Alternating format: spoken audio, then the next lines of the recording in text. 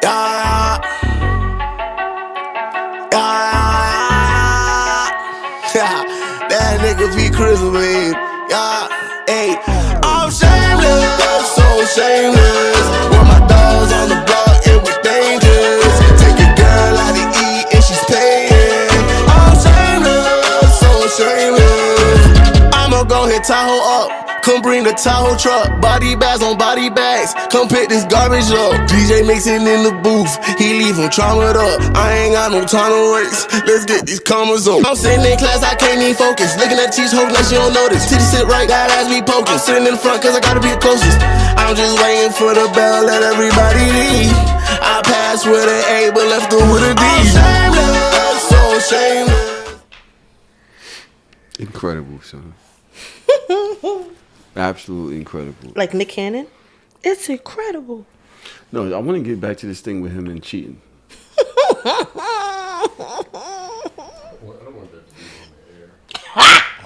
You scared to talk about not cheating? You can't even talk about not being a cheater? No. This nigga is, yo. No. Because what I was about to say, I just, I don't want to do a deep dive into Not cheating. all the personal stuff that has happened. You know what I mean? Wait, what?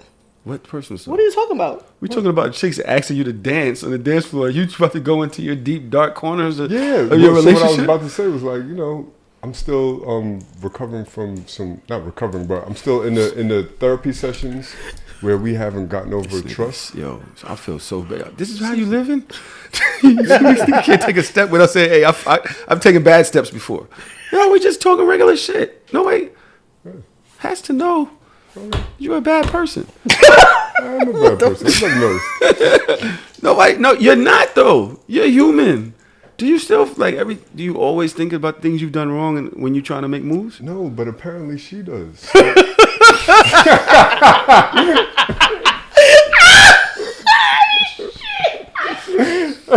let's not talk about none of this.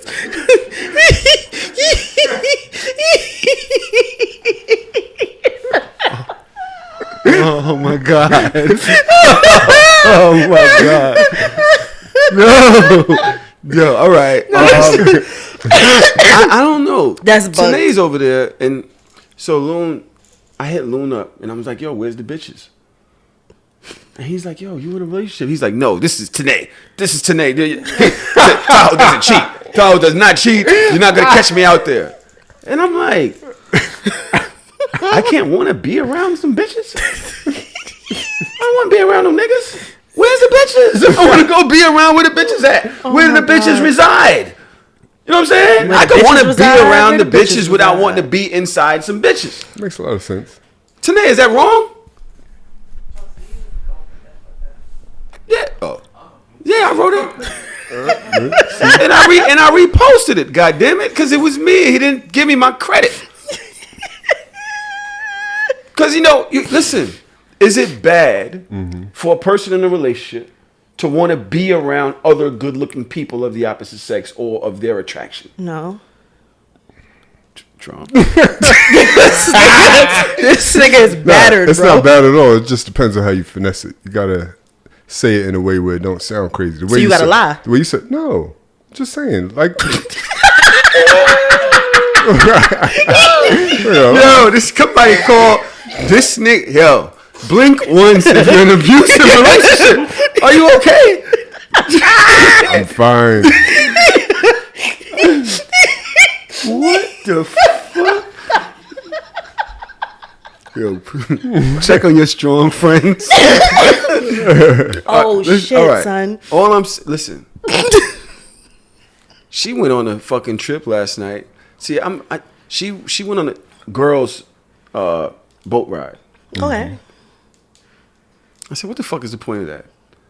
Where's the niggas? What's the point of that? See, the difference is between us and y'all, we don't need niggas to have fun. Actually, niggas make shit less fun for us. Oh, yo, here we go. Am I lying? Yo, I think so. Who gonna pay for all this shit? Not y'all. I keep saying that niggas is broke. We got more money than y'all as a collective anyway. That's a fact. Only because niggas pay for everything. If y'all paid for half the shit we paid for, y'all wouldn't have more money than us. Are you? What the fuck are you talking about? Nigga, you ever pull up? You ever been on a date with a chick and y'all pull up? She need gas. You ever think about like, I gotta pay for this gas? Like, I gotta get out and pay for it with my card, or do I get her card and pay for it? First of Like, all, what? that is a big ass lie, and I'm gonna tell you how that's a big lie. $78 for gas. Right. Do I get $20 of gas? Excuse me. No, what you said before that is a lie, because you said that y'all pay for everything, but y'all don't understand that we are more expensive than y'all, period. Like, all y'all niggas need to do is get a haircut and put on clothes. We got to get our nails done, our feet done, our hair done. You need fucking the amount of money that I pay on skincare products alone is crazy. You talking about makeup and lashes and all of these different things. Like, we spend mad more money than y'all on a day to day. And y'all, each time y'all do that, for those that are outside, y'all bag 6 niggas that will pay for 6 different meals, right. 6 different outings, 6 different bottles in the club, tables, and all that. So what you're doing is just an investment into somebody paying shit for you. And honestly, most ladies could cut their lash budget in half because it's out of control right now. Excuse me? The lashes is... I'm sorry. They doing too much. Yo, doing too much. I almost called this nigga by his real name. So when he get me tight. The lashes. Yo, you ever The lashes see are out of lashes? control. They can't even open their eyes. They be looking half, because you ever see a chick that the lash is like averting their eye, like it's making it look cross-eyed? I want to say defund the lash budget. the lashes that y'all are talking about are not Crazy. normal. Look like eagle wings. But they're not normal. And not to like, I don't want to be a dickhead about it, but there's a certain demographic of woman that wears those types of lashes, and I don't think that those are the women that any of you are attracted to. So what's the point of even having that conversation? I'm paying for one of them to go to college right now. She's 21. She's 21. Demographic is different. I'm like, yo, can you see? She's like, yes, daddy. God damn. I'm over here. You sure you can see? Yeah, man. Y'all women, y'all own women more expensive. First of all, y'all, I feel like y'all don't understand. Do y'all wear Myri jeans and Givenchy and all that? Y'all have one bag. Who got one bag? All right, y'all have 3 bags. 3? Now, Count again. Men's clothing, even Trom, right? Say Trom outfit. Trom's much better dresser than me. Mm-hmm. Those pants, he had to get scotch and soda. I would assume them pants cost upwards of $100. Mm-hmm. Your pants, sorry, but women's pants be like $26. Right, but my bag makes up for it. Okay, but our shoes or jewelry or our shoes watch make up for or it too. glasses. I say all the time. Like, the only thing I spend money on. Men have to look good. For men to attract the type of women that we like, or I would assume most guys like. Some guys is bottom tier, whatever. Mm-hmm. So they don't really care. They get. So whatever. You think $100 pants? Every pair that is a t-shirt that he can't wear Ralph again. Lauren. He can't wear those again. So I'm guessing that shirt is between $50 and $70. Your t-shirt. We're doing the prices right over here. Right. Right or wrong? Oh, if you think so, sure. All right. So even if that's the case, right, that is a $150 outfit. Mm-hmm. Mm-hmm. That's the same amount as my bag. So now you add glasses, shoes, shirt, pants. First of all, this bra alone, super expensive. I just want to say that's not the point. By the way, my titties look mad good right now. By the way, everything that you're saying, you don't understand that. That's $150 for just that. He has to do that every day, and he can't repeat. Why he can't repeat? You can't wear them pants. He got pink linen pants on. When's he wearing them again? Yeah. So you only gonna wear those pants once? In the next foreseeable future. Hold on. Give me a second. You only gonna wear those pants once? I'm wearing another time when y'all not around. But you don't change your swim trunks when you go on vacation. Nah, so I learned from y'all to change my swim trunks. He actually does it now. So I had to step my game up. I actually went and bought like mad swim trunks. I'm proud of you. Yeah. See? Yeah. Growth. People be learning on this podcast. Mm-hmm. But I think it's a myth that women are more expensive than men. That's not a myth. I think it's a myth. Our upkeep is more expensive than Y'all anything been that wearing y'all the do. same shoes for 7 years. Who wear the Y'all same be having shoes the for same 7 ass years? shoes. Oh, this goes with this bag. This goes with this outfit. I haven't worn this. This is why y'all shoe closet. The minute I get a scuff on these $200-something, or the minute the style is going, whatever I spent on these, they're out of there. Unless you're wearing really high priced loafers or Gucci's or whatever. Any of the things that we buy, $300, $200, $400, $500 for sneakers. Let alone the fact is we can't repeat clothing. All our shit costs a bankroll. First of all, y'all can repeat clothing more than us because we take more pictures. We really can't repeat clothing. Your clothing costs $7. Once I put something on the gram, it's clipped. Why Like would I can't do it again. Why would you repeat something that you got from Shein for $14? I don't really fuck with Shein like that. You don't. I tried. No offense to nobody, because y'all be looking mad good. I am never gonna shame women for I'll be like, damn, how'd y'all put that together? When did you have time to think about to get that? But y'all can literally go on any of these sites, Fashion Nova, Shein, whatever it is. I don't know the women's sites, the ladies' sites. I love Fashion Nova. And Pretty Little Thing. Y'all get these packages in the mail, and y'all will have outfits for days that look mad good. Right. I am not hating, and I'm but not. let's not act like y'all shit is that expensive. This to is do. the thing. Well, I don't know about anybody else, but for myself, right? My shoes and my bags are always, for the most part, is classic. These are classic items that are transferable. Like I really had to battle with myself for those Bottega boots. I really had to fight with myself. Like, am I about to spend $1,300 for something that is going to be clearly out of season next year? I'm not going to do that. My Jordans, transferable, and they become classics. That's an investment. I'll spend $500-$600 on Jordans for something like that. You understand? My bags, classic bags, transferable over time. I don't buy things that are within trends. So it's an investment, but it's still an expensive investment to make. My clothes are cheap because our style and what is deemed in style and out of style, it changes so frequently. It doesn't make any sense for me to spend $500 on a shirt and it's out of season next week. That doesn't out of style next week. It doesn't make sense. So I'll buy the cheap shit because I buy it more in flux. I literally go shopping I shop 3 times a month. So you talking about like those packages. Yeah, I have a problem. So you talking about like those packages. You're like, oh, you get all these outfits for like $100. Yeah, but I'm not wearing them over either. So after like about a month, I'm going to buy a whole new package. Shopping is $136 with shipping included. That's $136. And she has 8 different outfits in that fucking bag. And once some outfits is over, I'm not wearing them again. The outfits be fire. The outfits be fire. Thank God for them motherfuckers, wherever they at, that's putting these fucking looks together. But $136, how many outfits can you get for that, Tron? Not a lot. $136? Yeah. But what I'm saying is, like, y'all... Maybe. Can I ask a question? How old are those pants? They're brand new. They're brand new. Do you have any foresight of getting rid of them anytime soon? Because you spent a pretty penny on them, I'm assuming. I'm not going to go. Exactly. I do have a secret to share with y'all. What? I ain't want to. Don't do that. Don't go against the grain. Fuck up Tahoe's. Come on. Go ahead. Share the secret. It's not going to completely fuck up your argument. It's going to fuck it up. Go ahead. No, I wore them yesterday. But that doesn't fuck up your argument. But what nigga don't wear shit 2 days in a row? Y'all shit so expensive. I guess you got to. I'm getting 3 days out this shit. I know niggas that take their shit off, I swear to God, fold it up and put it like between the box spring and the mattress to flatten it out again. That's really crazy. See, I didn't do that, but I folded them up. They were still clean, and it was at the top of the pile. When I got up today, I was like, You have to be on people I saw yesterday, I'm not going to see today. No, that's true. I don't think there's anything wrong with it. I just think that it's 90 degrees. We shop more. You wore that shirt yesterday too? No. It's 90 degrees outside right now. I just think that we shop more. I feel like you guys spend more money for your stuff and it's transferable. When you buy those $300 jeans, you're not getting rid of them next year. You're still going to be wearing those same $300 jeans. I buy $30 jeans from Fashion Nova. I'm not going to continue wearing those $30 jeans for years to come.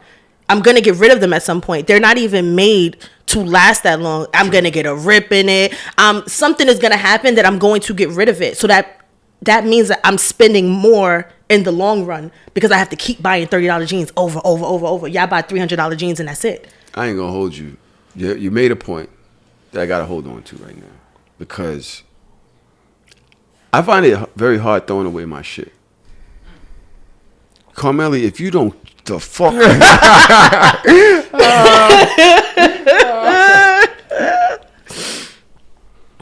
I have jeans that have been in that closet that I know I'm probably never going to wear. Yeah. That have been in there for 7 years. Can't relate. And I will never, ever. What's the longest pair of clothing, item of clothing that you got in your closet? How old? Same. I don't even know how long since I lived in that house. That's crazy. You be looking at it like, Yeah. I might wear this one day. Yeah. I might wear it knows? one day. Can't relate. Dodge, please. I can't relate. You don't have nothing in your wardrobe that's heirloom status. Heirloom status? Yeah. Out of a bag or shoes? It's part of your family now. No, bags and shoes. That's it. Like, as far as clothes, like every season, well, not every season, I want to say once a year, like between summer and winter, I literally send bags and bags to Goodwill. Like, because I have a shopping problem, so I don't have space for all of that stuff, so I have to get rid of shit. So that's my thing. If I shopped a lot, if I bought a lot of new shit, then I could get rid of the old stuff. But I don't. So Nigga, I bought like 3 coats like 4 weeks ago. Fire. I got this trench, nigga. Nigga made a fucking vacuum sound. Nigga Nigga made no, a because tornado sound. because I'm telling y'all, when I come in here in about October with that trench on, nigga, Niggas is shopping for October already. I saw it was on markdown. I bought 3 Alright. coats. All right. Fuck this. Melly, where we at on the time? 15 minutes in. Welcome to So Shameless. You're Shout out to everybody that's out there watching, listening, baking. July 4th. Fuck the fireworks. I'm outside last night. A motherfucker start blowing up shit, son. Blowing shit. Like, what do we get from fireworks? What is it? niggas.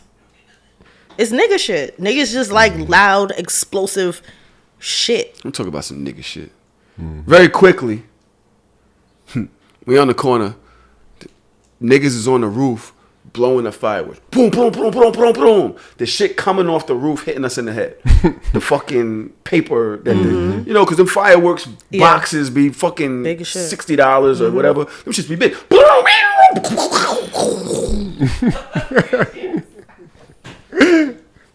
We sitting downstairs like, what the fuck? How many of these things do these niggas got? A lot. Yeah. Like, how much y'all, you know what I'm saying? All right, fine. Y'all doing what y'all doing. Here come this one random nigga around the corner. He got one ass rocket in his hand. He comes standing next to us. He start unfolding the rocket. My nigga say, yo, blood, get the fuck out of here, bro. He's like, yo, man, I wasn't even going to light it. So why would you come all the way over here and start unfolding your little rocket? He said, yo, don't tell me what to do on my corner. These niggas start arguing. I'm just sitting there like, this is why I don't come outside. Niggas argue about fireworks. This nigga reached for his gun. You can't tell me what to do. Yeah, this is facts. Nigga reached for his gun. He said, yo, I'm either going to let this one go or I'm going to let that one go.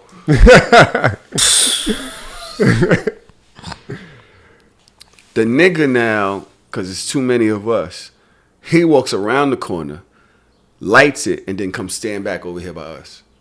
So we stand there over here. The corner is lighting up. We looking at this nigga. He like... I hate niggas. No, I can't do it. Now you did all this. You're missing your fireworks. Right. Just to prove a point. I don't know where you even got this shit from. You don't have no car. Did you walk around the corner with this? You don't even live around here. Did you walk here? And he has a cane. Oh man. He had his cane and he has a speaker. That nigga was holding a lot of shit. Yeah. You really walked around here with a speaker in one hand, on your back, a cane, and a rocket? And a gun? You know what I'm saying? So I'm just, you know me, I'm always looking at people, I'm watching, I'm just thinking, like, this nigga just had that big ass speaker, you know, the boom box shit, the round joints. You know what I'm saying? Yeah. He had that, he got this cane, the nigga had a long ass rocket about this big, about this thing. I'm like, how this nigga got all this shit around the corner? No, nobody helping him, nigga. He got one eye. There's a lot going on with this He has nigga. one eye. You got one eye and a cane? Yeah, his name is Tap. Why? Because he be tapping his cane? Yeah, I hate niggas, son. I hate hood niggas. Yo, Tap, if you hit, don't do that. Why? If you hear this, don't do that. You my man, but you gonna get these jokes. Because she really came over to us, tried to shut off a rocket, went around the corner, lit it, and didn't even get this look at the shit. Why did you do that? Why did you do that? I'm half drunk last night on the corner, but I really had to stop down and say, who's looking at the rocket? So he got one eye, a cane, and a rocket, and he thinks And a playing with boombox. fireworks is a good idea. And a gun. And Niggas is crazy. Just a man. group of friends that, you know, every once in a while I get around. Another group of friends, right? And I told this nigga I wasn't going to talk about it. Nigga's like, oh, now you got content. I'm not fucking content, nigga. Come on, nigga, we chilling. But fuck it. Fuck it. The nigga's 44 years old. Great job, making a good amount of money. Mm-hmm. He said, nigga, I'm outside. I'm fucking everything. I don't care if she 45. I don't care if she 21. Why he don't got no bitch? Everybody laughing and joking, right? I'm in the back. Nigga said, but your daughter 23. He said, I don't give a fuck. She don't be seeing the bitches I be fucking with. The bitches want to fuck with me, I'm fucking them. I don't care if they 21. I said, nigga, you disgusting. Mm-hmm. Mm-hmm. I said, that's disgusting. Mm-hmm. Me and him getting to this whole big thing. He said, whatever, he don't call me Tyler, call me something else. He said, yo, Tyler, you don't be outside like I be outside. These bitches trying to fuck something. I ain't trying to date them. I just be fucking them. I say, yo, blood, these bitches still got baby powder on their pussy. Like, what is you doing? How is you, if your child is 23, how are you feeling comfortable fucking with somebody that when she was a senior, they was a junior or a sophomore? A sophomore, yeah. And they not. He said, Tahoe, it's different if they 27 and they your age? I said, yeah, because they grown now. Like, they grown. They ain't just out the crib. Mm-hmm. Tell me if I'm wrong. Because another nigga was like, well, another nigga, something was like, yo, that's his choice. He ain't trying to wife him. He's just trying to fuck. They trying to fuck. What, you know what I'm saying? What a nigga supposed to do? He said, if you go to the strip club, you don't know if a chick is 21. You throwing money at her. You don't know how old she is. You don't ask her how old she is. She at the strip club. Mm-hmm. He said, you go to DR, you buy a pussy. Mm-hmm. You don't ask him like, yo, how old are you before you beat? Mm-hmm. You just say, oh, $30? Yeah, that's price about right. Mm-hmm. Knock him down and go, hey, Dodge, please. Come on, stop it. Because women get over how they get over too. Mm-hmm. You know what I'm saying? Women, they be older, they be fucking little niggas. As long as they legal, y'all be fucking little niggas. Y'all? I don't like when you say y'all when you say dumb shit. Because you represent a demographic. I don't represent a demographic of bitches that's fucking little niggas. These bitches grow up. The fuck? That's not the demographic that I represent. Yuck. You never heard a chick's fucking younger dudes because they apparently can fuck more. I'm not in cougar status yet, so I don't know that yet. You almost there. Fuck you. Let me ask you a question. It's too hot for you to be throwing jabs. I will go home. Let me ask you a question. Seriously, it is getting hotter in here. Mm-hmm. Is that our breath? Or maybe it's these big ass fucking lights when I told you don't turn the AC off. It is. Y'all want to take periodic breaks during the show or something? No, nigga, I want to go home. All right, I'm just asking. Am I wrong that the nigga is nasty? He's 44 and he will fuck a 21-year-old. What is the theories here? I totally agree with your sentiments. Why?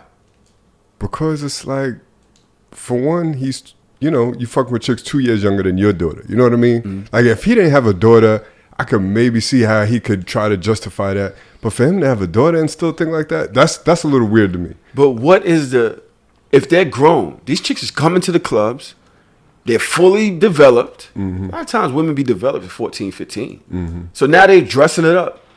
They wearing the same clothes Dodge wearing for 14. Sorry.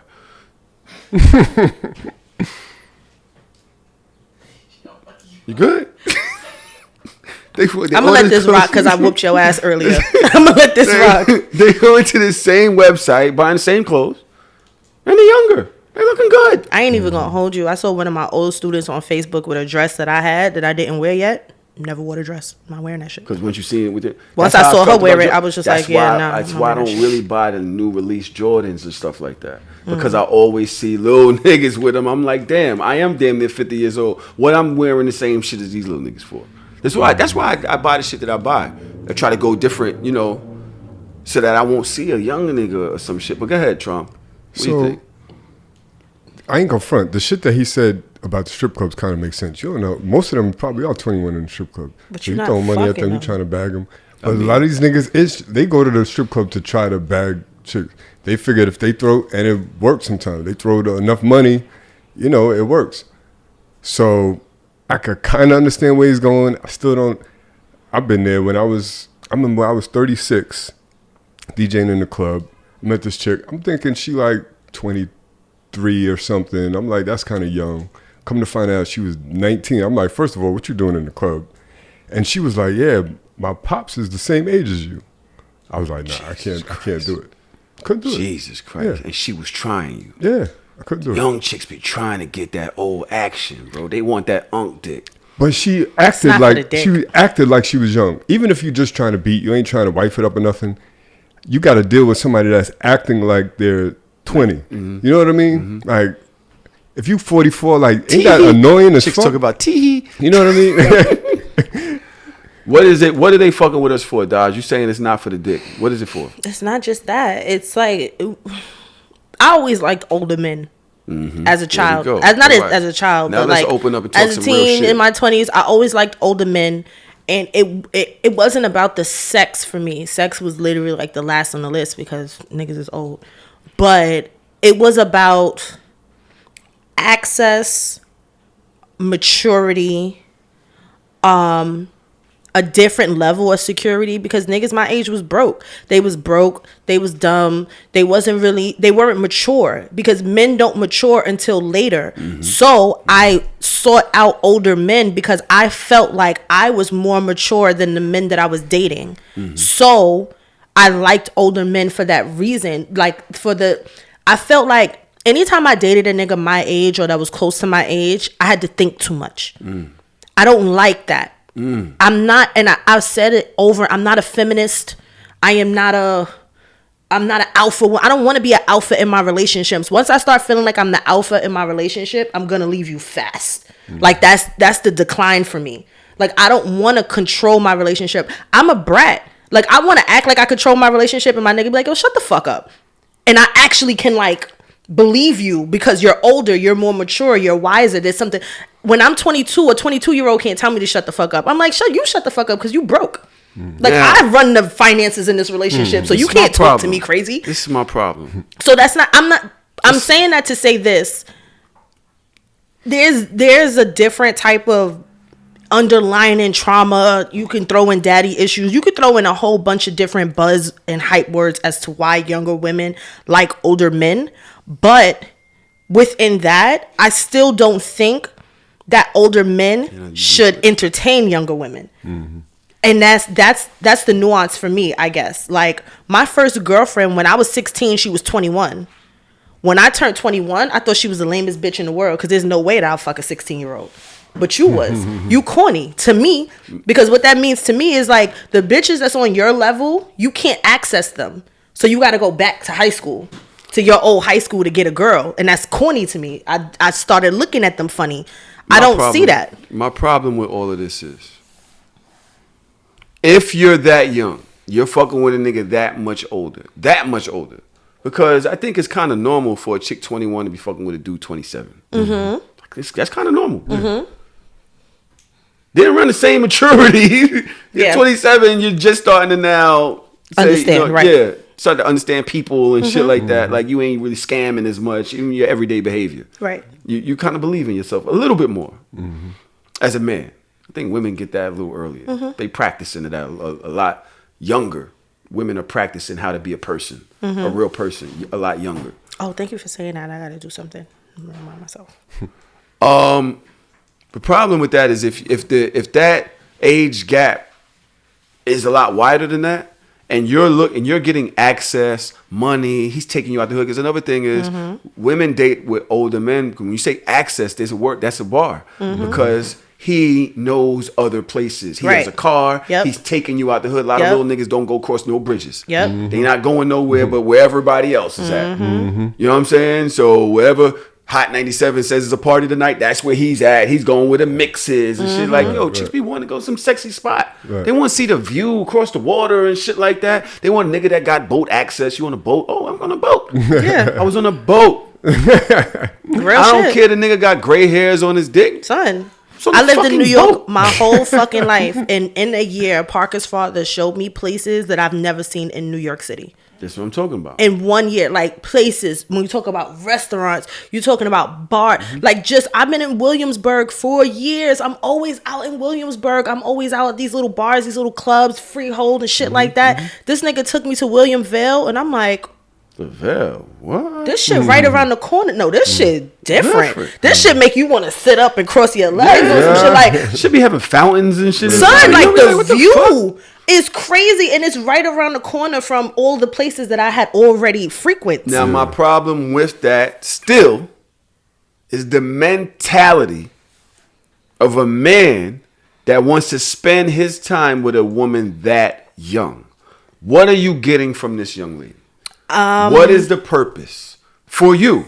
Because you can sex, okay, but It's not sex. It's not just sex. Yeah, it's not. I can tell you what Parker's father told me, and because he notoriously dates younger women, like that's like his thing, like that's like his shit.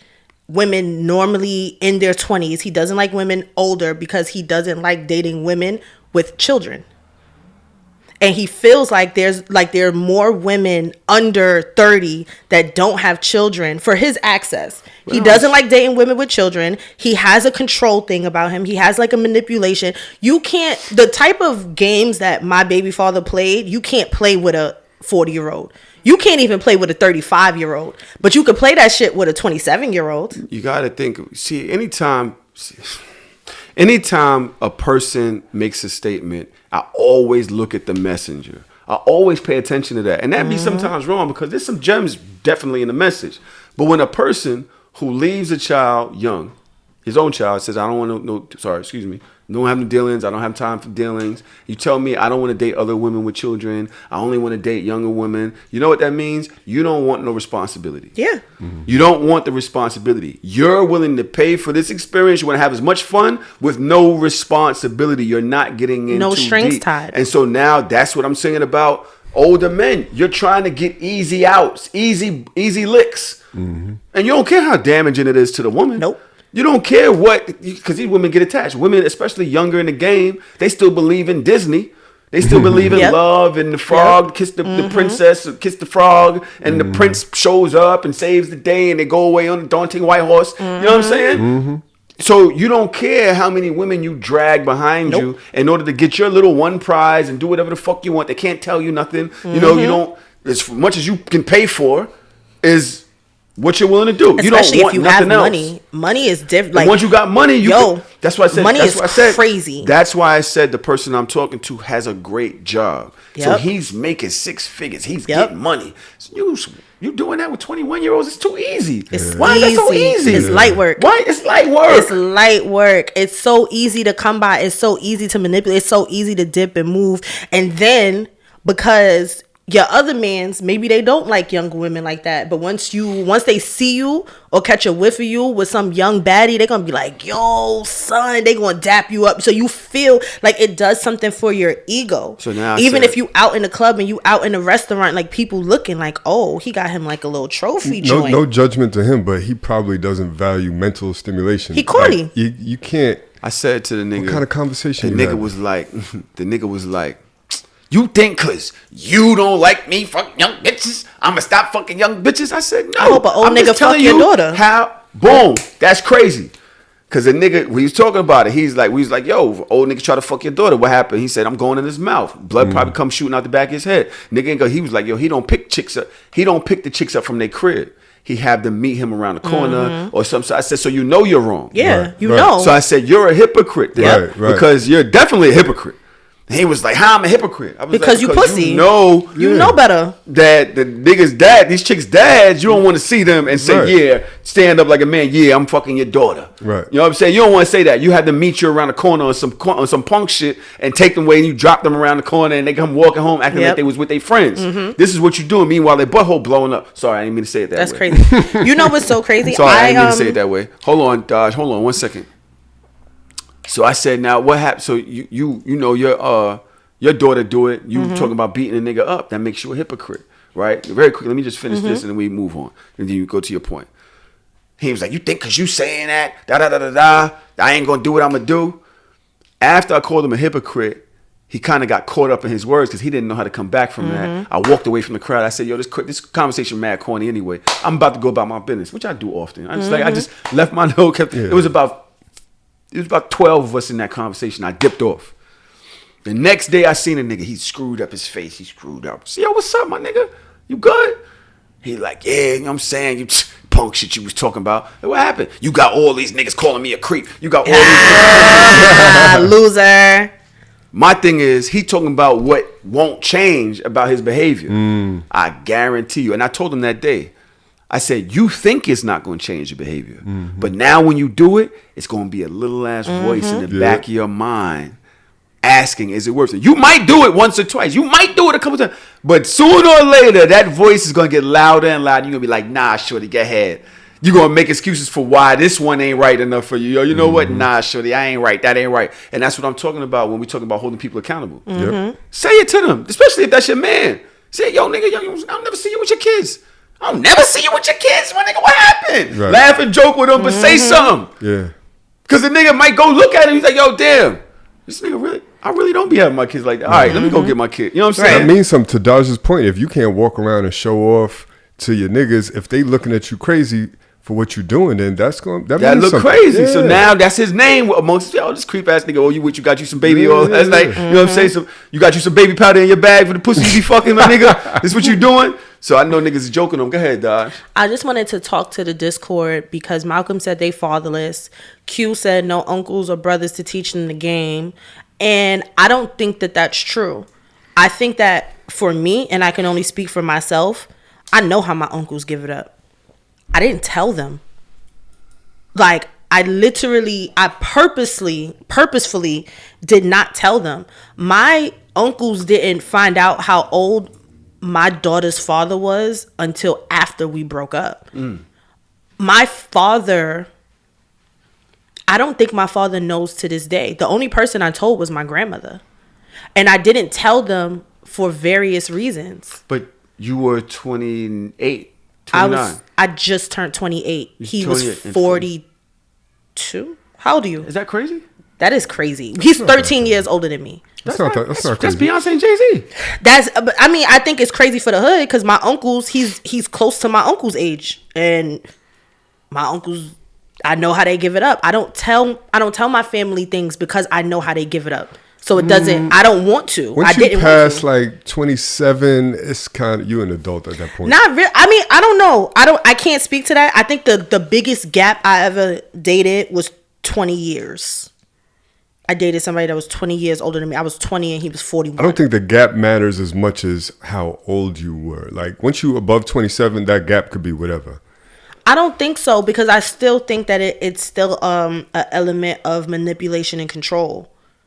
When you're dating somebody that's that much older than you, because I was 27 a month after my month into 28, I was still kind of green. At some point in dating, a woman and a man have to be responsible for their own choices. Absolutely. Have to be able to say, yo, this is what I want. And the world, their friends, their family, whatever, has to say, all right, this is a choice that you're making for yourself. I think that when you're young and impressionable, and I'm saying 21, 22, 23, even 24, the adult, the older person has to say, yo, I would say just have some moral, you know what I mean? Yeah. Code, have a moral compass about yourself. Just say, you know what? Nah, you ain't ready yet. You know what I'm saying? Nah, I ain't, you know what I'm saying? And I think that says something about you, your character as a person. And that person might get to 27 and see you again and be like, you know what I mean? Have more respect for you. Yeah. And you could still smash. You could still slash. You know what I'm saying? Listen, this is what a lot of times this happens. Where a person that, I remember this one time there was a young lady who I saw in a restaurant. And she was with her child. And I can't remember the reason why or whatever, but I got up. I was by myself eating. And I got up. And when I went to pay for my shit, I paid for their table too. How much is their table? I paid for their table too. She knew me, who I was from social media. Years later, I wound up seeing her somewhere else. we just talking. I didn't know this from nowhere. I didn't remember her from nowhere. And one of her friends was like, yeah, y'all know each other already. And I was like, what happened? And she told me about that. And we wound up rocking out of the respect for the way I behaved before. She, cause she didn't even know that I paid for her meal till she went to pay for it. And she's like, that guy, he paid for your shit. And I know she was like, pussy got hot. You know what I'm saying? So the way that you carry yourself, that's a measure of your character, my nigga. You understand what I'm saying? So, 21, 22, 23, 24, I feel it's too impressionable for you to kind of make certain decisions. But once you're 27, 28, 29, you kind of in charge of your own decisions. And your homegirls and your parents, hey, it is what it is. Dog, she chased me down. What you want me to do? You know what I'm saying? Your father come at me like, yo, blood, I'm going to give you a handshake. I'm going to look you in your eye. I'm saying, listen, I ain't going to do it dirty. It is what it is. But shit, if you're in your 40s and you really, that's a dangerous conversation. Especially if you plan on leaving once you get pregnant. Especially if you, like, what? We might really have, it might be war. You do my daughter like that. When I see you, I'm probably gonna steal on you. If you see, I'm probably gonna steal on you. It's not when, it's if. Why? Because when niggas have money and they have access, they don't be around. Yeah. If I see you again. It's if. And how long you gonna hold that grudge? I don't know, probably for a while. Like me and my baby mama's husband, I don't feel fist to fist with him. I still don't like some shit he did to me 4 years ago. It's like 4 years ago. Yeah, like still. See, my daughter was like, yo, he's coming by. He's going to bring my brother by.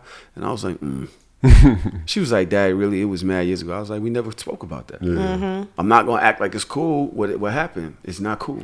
Time don't heal all wounds. It don't. I remember because I've trusted you.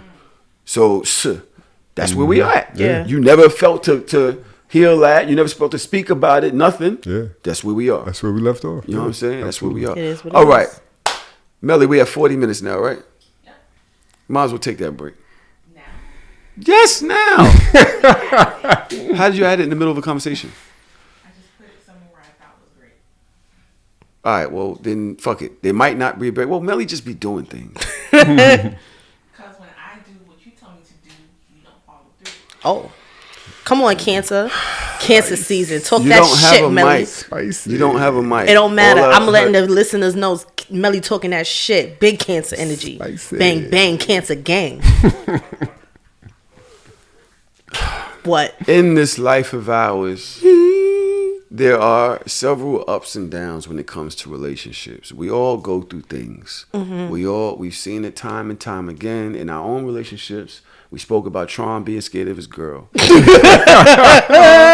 We spoke about Dodge and her, older baby father and the things that happened with him dipping off. And God bless, she found the Hobbit. Don't call my nigga no Hobbit. This nigga loves to do jabs on this show when he not here. That's crazy. This nigga would never say that shit in the Discord. Call my nigga a Hobbit on the Discord. Dare you? Okay. Who you texting? That ain't my nigga. There are several relationship things happening in the world today that represent issues that are happening in all of our lives. Now, the first one that I want to talk about. We were talking about younger women. I'm not sure how far this conversation will go. But there's a young lady that wanted to go into Trey Songz section in the club. Dark-skinned, young woman. I thought she was really good looking, personally. Let me see if I can find her video. Okay, here it is. Now, she speaks for herself. And then I'll show y'all the picture of Shorty, and then there are other pictures that wind up coming out later, but let's hear what she has to say. I feel like the world needs to know and immediately stop supporting Trey Songz.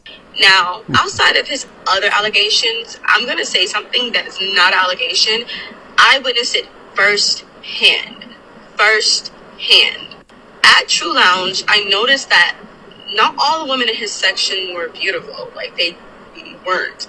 But they were all one thing, and that's light complected. And I wondered to myself, well, maybe he just hasn't seen a pretty chocolate girl yet that, he wants to live in his section. Surely Tremaine, the man I grew up with having a crush on, surely Tremaine isn't opposed to having a chocolate girl in his section as long as she's beautiful, right? Fucking wrong.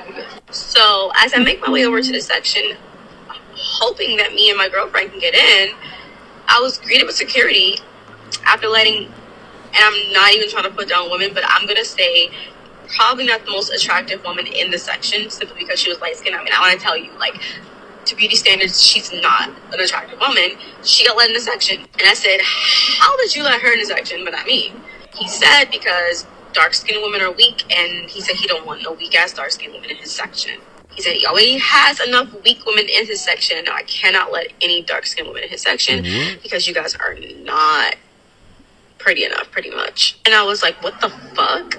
And the DJ, he was DJing in the club last night, literally had a whole speech. He was like, listen, you are a goddess. You don't let this get you down. You're beautiful. You're a goddess. But we're paying him, the DJ who was DJing said, we're paying him $30,000 and we have to do what he says. So we gotta give him what he wants. And to me, black women are queens. You are a queen, but we can't let you in the section because he doesn't want dark-skinned women. That's the industry. That's industry shit. No dark-skinned women. And I swear we've heard stories. We doing now cap or no cap already? This is the young lady. That's her outfit that night. Let me see. I think she looks gorgeous. I think she looks absolutely amazing. Wig could have been a little better. I hate the wig where you could tell it's on top of the bun, on top of the cone. Not really a fan of that. I realized that she probably didn't do her own hair. But she's really good looking to me. Dodge seems a little stressed out, and I'm pretty sure I know why. Trom, you and I have had this experience in these clubs. Put the pic in the Discord. All right, here. I'll put the pic in the Discord now. I'll do it. Trom, you and I took a screenshot already. Have had, also remember that I have the hardest off one in there, so you got to go to the Shameless one. Experience in these VIP clubs, industry clubs. We've had friends that are promoters, several. Right, Trey Songz has hosted a lot of these parties. Trey Songz has hosted a lot of these parties. What do you think about this? So you said cap or no cap. That's interesting. Before she said what security said, I'm thinking there's probably a lot of variables going on here that she's not going to consider. One, what does your girl look like? Right. Two, maybe these girls in their club, they know Trey Songz personally. Maybe they all came together. A lot of time, if you're doing bottle service, they come with the celebrity. You know what I mean? They don't just let anybody in the section. So then she went on to say what the security guard explained to her. And that's why I was like, cap or no cap. Listen, I hope that this lady didn't have that type of experience. I'm hoping that she's lying. It doesn't sound believable to me. I hate to say that, you know what I mean? Because you want believable. So, I've been through it. but hear me out. It's believable. Because like Tahoe said, we've been in these situations plenty of times. I've never seen or heard of a security guard that would actually say that, express that. If you really think that little of somebody, you're not going to take the time to explain why you don't want them in the section, let alone explain in that manner. To actually you too dark. Talk about you too dark. Yeah. Who's gonna say all that? You just gonna be like, no. Now, a security, a corny security nigga that talk too much. Are you done? Yeah. For now, go ahead. Have you ever heard a promoter say, "I don't want dark skinned chicks in my section"? Absolutely. I not out loud though, not to a dark skinned woman. Yeah, absolutely. Don't bring I don't like dark skinned chicks in my section. Absolutely. People that we close to. I've heard it. Yes. We got people that I'm close to that have said it to me because I've always been attracted to dark-skinned women. So they're like, yo, I don't fuck with them. Like, word? Like that? Just off the skin complexion? Yeah. Just off the skin complexion, won't stand next to shorty. If I got her in the section, we'll go stand over there. and actually look offended. Like, seen it, had the conversation. So it's not, to me, unheard of. I don't know if you saying, oh, security might not have said it, but my thing is, you don't know. Shorty was looking all right. Maybe the security couldn't get the light skinned chicks, and she was somebody that he felt comfortable talking to. He's standing there doing nothing all night. Like, yo, yeah, I can't do nothing. Give me your number though. I'll get you in the next spot. Mm-hmm. Niggas gonna use their power to get some pussy. Mm-hmm. You know what I'm saying? So who knows what is being said? Of course, I don't know if the nigga would, if saying, yeah, you too dark skin for him, but I fuck with dark skin chicks is a bar. But Dash, I'm pretty sure you have several points to make, because there are other points here. Mm-hmm. But go ahead, let me hear what you got to say. That break right there. See when she does that? And she did the breathe. She did the breath. I'm tired. I'm tired of us. And I want better for women.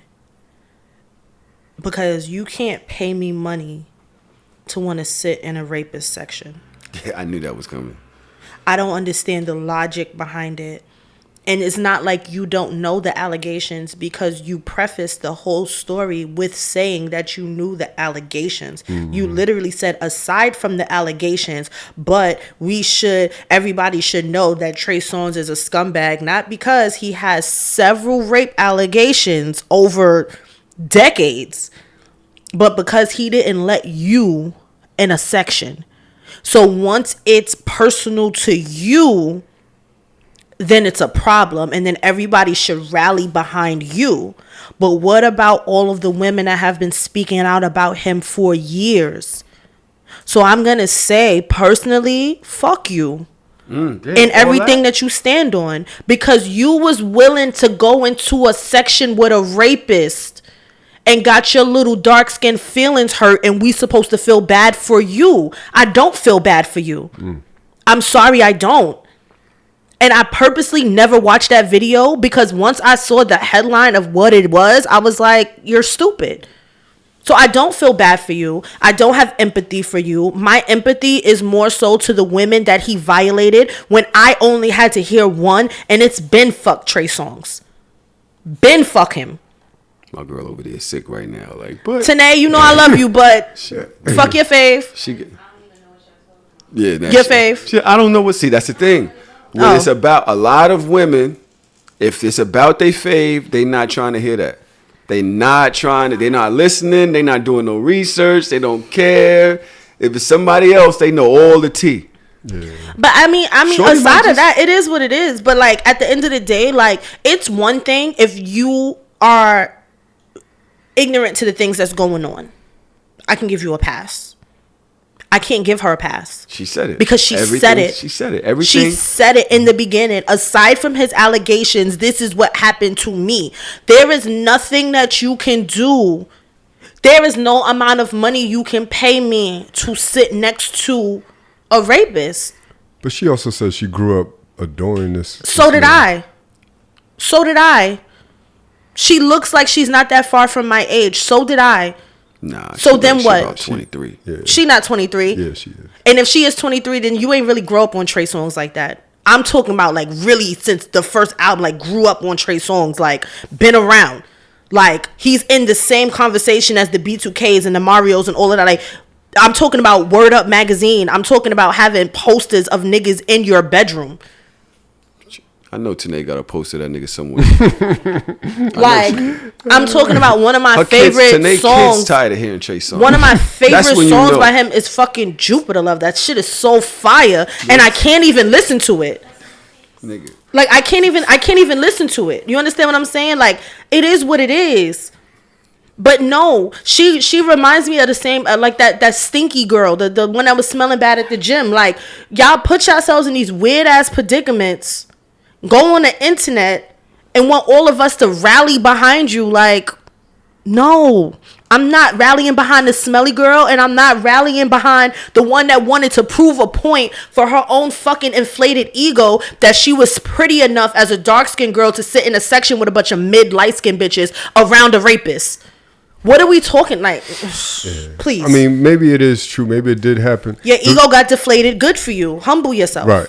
Part of the reason why I thought it wasn't true because she followed it up with what the DJ said. It just, I don't know, like, did the DJ say that over the microphone? Did he That's say what she that said. in confidence to you on the side? Either way, it seems a little far-fetched, but... Because she was probably embarrassed. She probably walked up to that section and got turned away when you see that there are other people that actually got in the section. So it is very possible that the DJ saw that. It is very possible that the DJ said something. Like, I'm sorry. Like, I've been in weird shit. I notoriously, in my past, have dated DJs. And I have heard DJs over the fucking mic say some outlandish shit about me. Like literally like out in me, or like would play like a fucking, like I would go to an event and a nigga I used to fuck with is the DJ, but I walk in with another nigga and play a petty ass song and say some slick shit that only me and him know over the, I've been through shit. So that's what I'm saying. Like I'm not gonna call her a liar, but I am gonna call her stupid. You're fucking dumb. Yeah. And I don't have empathy for you. Sorry. Oh, and back to what I was saying that I've seen it. I went to a club in Miami. One of the many reasons why I don't club anymore. I went to a club in Miami and the promoter said to me, like, me and my friends, we was trying to get into this party. The promoter said to me, like, yo, they don't normally let dark-skinned girls in this club, like on the promoter side, like for free and shit. So we got like a table or whatever. He was like, but you're pretty. The problem is your friends are big. So I need you to stand right here and I need your friends to be behind you. Now my friends was light skinned, but they was big. So he was like, yo, you stand here. Like he literally positioned us. You stand here, have them stand behind you, and then that's how I'm gonna get y'all in. But if you put them in the front, they're not gonna let you go. And I was just like, I don't think that this is the place that I want to be. Right. But my friends was like, no, let's go. You know, like, and at the time, I think I was like 22, 23. Like, oh, let's go. And I'm like, okay, I guess. And we got in, and the promoter literally, like, came to me and was like, oh, you. And I was like, but I got them with me. And he was like, all right, you and whoever you with. He didn't really look at them. Right. And I'm just like, this is fucking crazy. And the nigga said that shit to my face. So I believe that men have said that to your face. I believe that when women say, like, I'm dark skinned and tried to get into like the One Oaks of the world, and they like, nah, we not letting dark skinned girls in. But the promoter telling you the game versus the person at the gatekeeper telling you like you can't come in because you're dark skinned or because you're overweight, like that's two different things. Because what the promoter said is very accurate. I've had to tell people that too. That's like, fucking wild. Yeah, because I'm listen, don't shoot the messenger. I'm just telling you how this club operates. It's not my rules and guidelines, but this is why you probably can't get in. Somebody said to me, isn't that Trey Songz preference? Yeah, people don't understand. People don't know words. That's the problem. Niggas don't know words. If he likes light skinned chicks, why can't he be surrounded by light skinned chicks or chicks from Persian chicks or whatever, or white girls? Why can't he do that without dark skinned women feeling away? What do you have to say about that? I don't believe in the preference speech. I think it's a cop out. So he has to have in his section. He has to be inclusive. In his no, he doesn't have to be inclusive in his section. He can have whatever he wants to have in his section, but I don't think it's about preference. I feel like it's literally underliningly about colorism, and name it. Like, just say it. I'm a colorist. I don't like dark skinned girls. That's fine, but don't say I prefer, because that doesn't make sense. It just doesn't. It's just a cop out. It's an industry standard. The industry standard is based in colorism. But what if that's what you go to that club for? You could always go to a club that has dark-skinned women, a lot of brown and dark-skinned women. If that's what you want to, you go to this club because you know it's a lot of light-skinned white girls in there. Is that colorism? Yeah. I don't understand the preference. I think it's semantics. I think you could call it colorism. It's some of that, but it's also some preference. Like if I say there's Greek women in this club, I know I'm going here because I want to date Greek women. I think that there's a difference to saying that I like this than saying I prefer this. I think that when you put it in that realm, like it kind of dilutes what you're really trying to say. Like, I like dark-skinned men. I like that. I love a chocolate-ass man. I've dated light-skinned men before.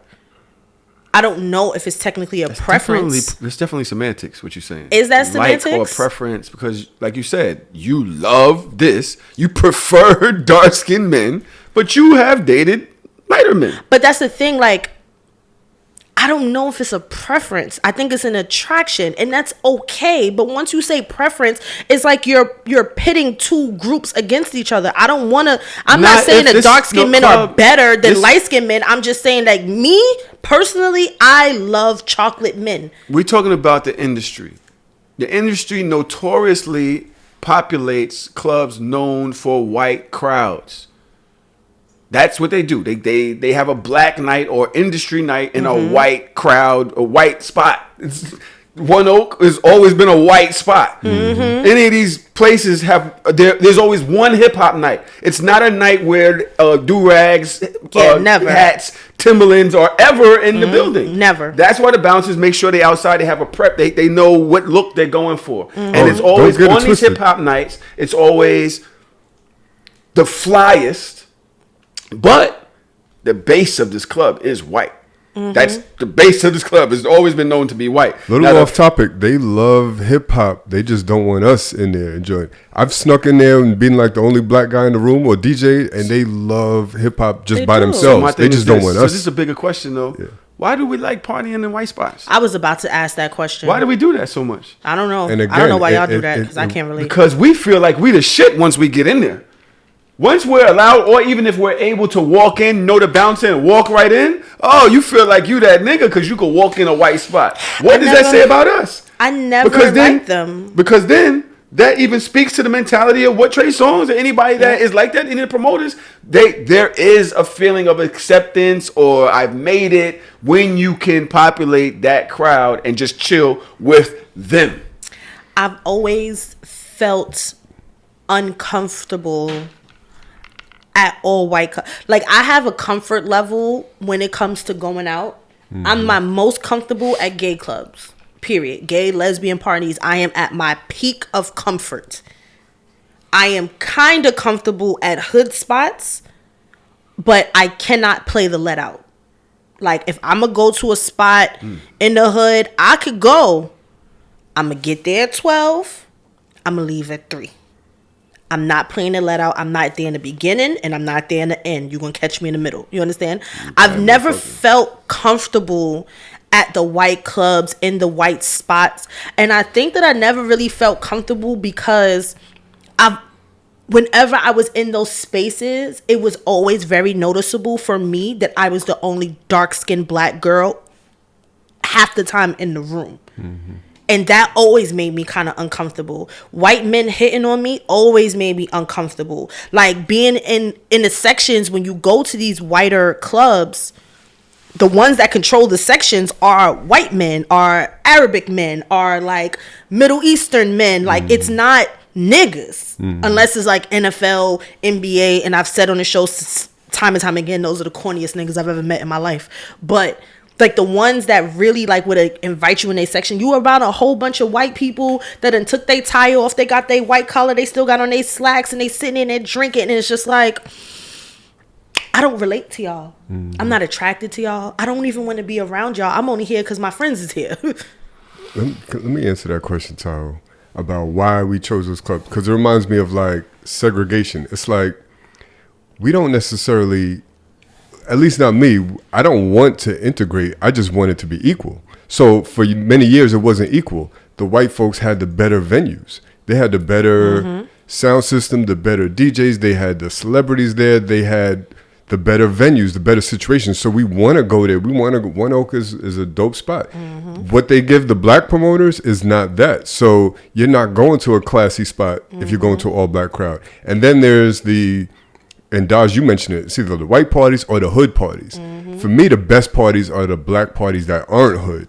You know what I mean? My crowd. I love partying with my own people, but I do have certain standards. I don't want to go to the hood shit. I don't want to get tapped. I don't need the TSA search. If you gotta search me like that at the door, this ain't That's me. not the place for you me. You know what I mean? Real. But if it's Niggas a black gotta take club off their shoes and shit. and it's like sophisticated and it's like the people there is looking good and you like, okay, ain't nothing gonna happen in here. Those are the best spots for me. That's the conversation that Tahoe says notoriously is the niggas versus the black people. Right. I always want to be around the black people. Right. You can keep the niggas, but That nigga I still had go a to rocket nigga in his hand spots. last night. I knew I was around a nigga when he came around the corner with a rocket. You know my spot? What the fuck is the name of this spot? It's a spot in Flatbush. It's like a real Caribbean spot. I think it's something with an S. I don't know, but that shit is like off of like Kings Highway. It's like a hood ass spot. I can't tell you how many times in the middle of the night I went out to that spot, just took a cab real quick. It was $12 and I was in the spot. Like, All right. Let's take a break. I wanna argue. I don't feel like it. I do. I really do. I want to argue. I also want to tell people, why don't y'all protect your own peace? Let's just take a break. I mean, fuck it. Somewhere in here is going to be a break. But if you don't like something that I say on Instagram or Twitter or whatever, why not just ignore it, block me, mute me, keep scrolling? Why are you commenting with me for a day? You keep responding. You keep going. Now it's just my conversation that I wanted to talk about. So I'm cool with it. But if it's annoying you so much, Right. why don't you just log out, check out, block me, mute me? But man, what's wrong with people? Mental illness and delusions of grandeur. What's wrong with Yeah. Now you talking to me crazy. You cursing and I love somebody it. said, the lights are on, but nobody's home. Why are you? What do you mean? They said you dumb. Yeah. And we'll get to this because you may agree. And you know what? I don't have a problem with that because I can still have my opinion and still say, you know what? Yeah, I can see your point. Mm-hmm. That doesn't invalidate mine all the time. Right. Oh, That's the break. Okay. That was the this break. nigga wild. Fucking Melly up. Fuck Melly. All right.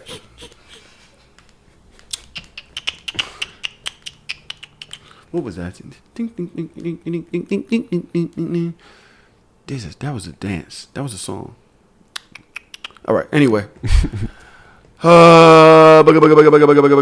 It's so many things. Let's start from last week. There's a young couple, ex-couple, or something that was on the internet. Let me see if I can find it really quick. There was this whole thing about McDonald's. Did y'all see that? Yeah. Now, we all got baby parents. We're all integrated families in here. Blended. Right? Blended families. Let's listen to this first issue that these people had about this McDonald's. First of all, why are you feeding your kids McDonald's? Yo, that's the shit that's been getting me tight for the last week. Really is. It ain't more than enough food in that bag for everybody. What's up? Because I'm finna expose you. Because that don't look enough for all my kids. That don't look enough for all my kids. What is that? That's just one burger? One burger, one fry? What he like? What do you mean? Okay, what about my other kids? Count, spend money on all those kids. Them not my kids. Them are your kids' siblings, though. So that's what you gonna go with? That's the one you gonna Those are your fucking kids' siblings. That means Yeah. So don't. No, I didn't say you have to take care of them. You can bring them something to eat if you bring one something to eat. I bring them food every other day. What do you mean? Exactly, but you don't never bring food for the other ones. You know I get my food stamps on the 11th. Okay, but I'm saying we share the same kids as well. Absolutely.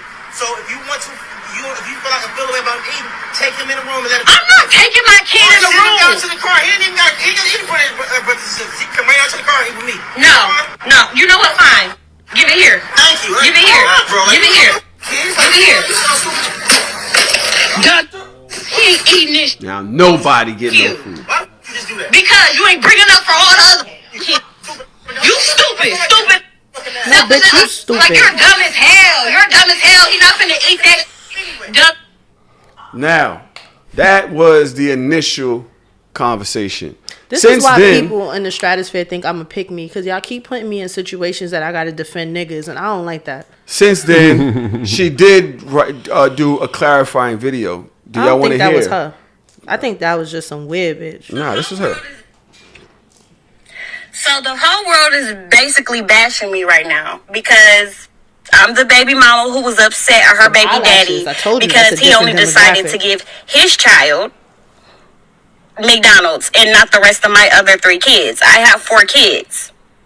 You knew this situation when you dated me. Our child is the youngest child. So keep that in mind before y'all make me the villain. That means all my other kids knew him. He was buying the McDonald's when we were together.